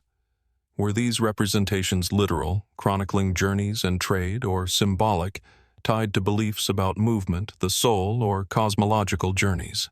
Some researchers have suggested that the boat motifs may reflect shamanic visions, spiritual journeys, or allegorical stories passed down orally, encoded in durable stone for posterity. If so, what cultural and religious frameworks guided such imagery, and how were they understood by contemporaneous observers? Beyond the carvings themselves, Gobustan contains an extraordinary alignment of geological and environmental features. Some petroglyphs correspond with natural fissures, cliff edges, and vantage points overlooking valleys, springs, or ancient watercourses. Could these alignments have held practical or ceremonial significance? Perhaps the carvings were designed to interact with sunlight and shadow at specific times of the year, marking solstices, equinoxes, or astronomical phenomena. Others argue that the positioning of certain images near water sources suggests ritual acts to ensure fertility, survival, or community cohesion. Here, natural landscape and human imagination converge, creating a symbiosis of form and meaning that is difficult to fully unravel. Speculative theories have emerged, inspired by both the precision and abstraction of the petroglyphs. Some propose that Gobustan records not only the physical environment but celestial knowledge, perhaps documenting constellations, planetary movements, or solar-lunar cycles in a symbolic form. Others suggest that some carvings might be messages, or even an early form of proto-writing, encoding events, knowledge, or cultural memory. Fringe theories posit extraterrestrial influence or unknown technologies, though these remain outside the realm of mainstream archaeology. Yet even without definitive evidence, such ideas highlight the uncanny resonance of Gobustan, a place where human skill, observation, and imagination intersect in ways that continue to challenge modern understanding. The sheer time span of the carvings adds to their enigma. Layers of images created over tens of thousands of years allow us to witness the evolution of culture, art, and thought in one place. Some carvings overlap, suggesting continuity or reinterpretation of symbols over generations. Others appear isolated, perhaps representing temporary or specialized rituals. How did successive communities perceive these inherited carvings? Did they attribute sacred meaning, practical guidance, or merely aesthetic value? And what can these interactions between past and present tell us about the persistence of symbolic behavior and cultural memory? The preservation of the site itself is remarkable. Gobustan is exposed to harsh winds, temperature fluctuations, and occasional seismic activity, yet thousands of carvings remain visible. Their endurance is a testament to both the material, volcanic tuff and other hard rocks, and the deliberate intent of the creators to leave lasting marks. This raises questions about human motivation. Why invest such effort in images that will outlive the artists by millennia? Were these carvings intended for communication with contemporaries, future generations, or a divine audience? The act of engraving stone itself implies a consciousness of permanence, an awareness that these messages would survive long after the carvers themselves had vanished. Modern research continues to reveal new dimensions of Gobustan.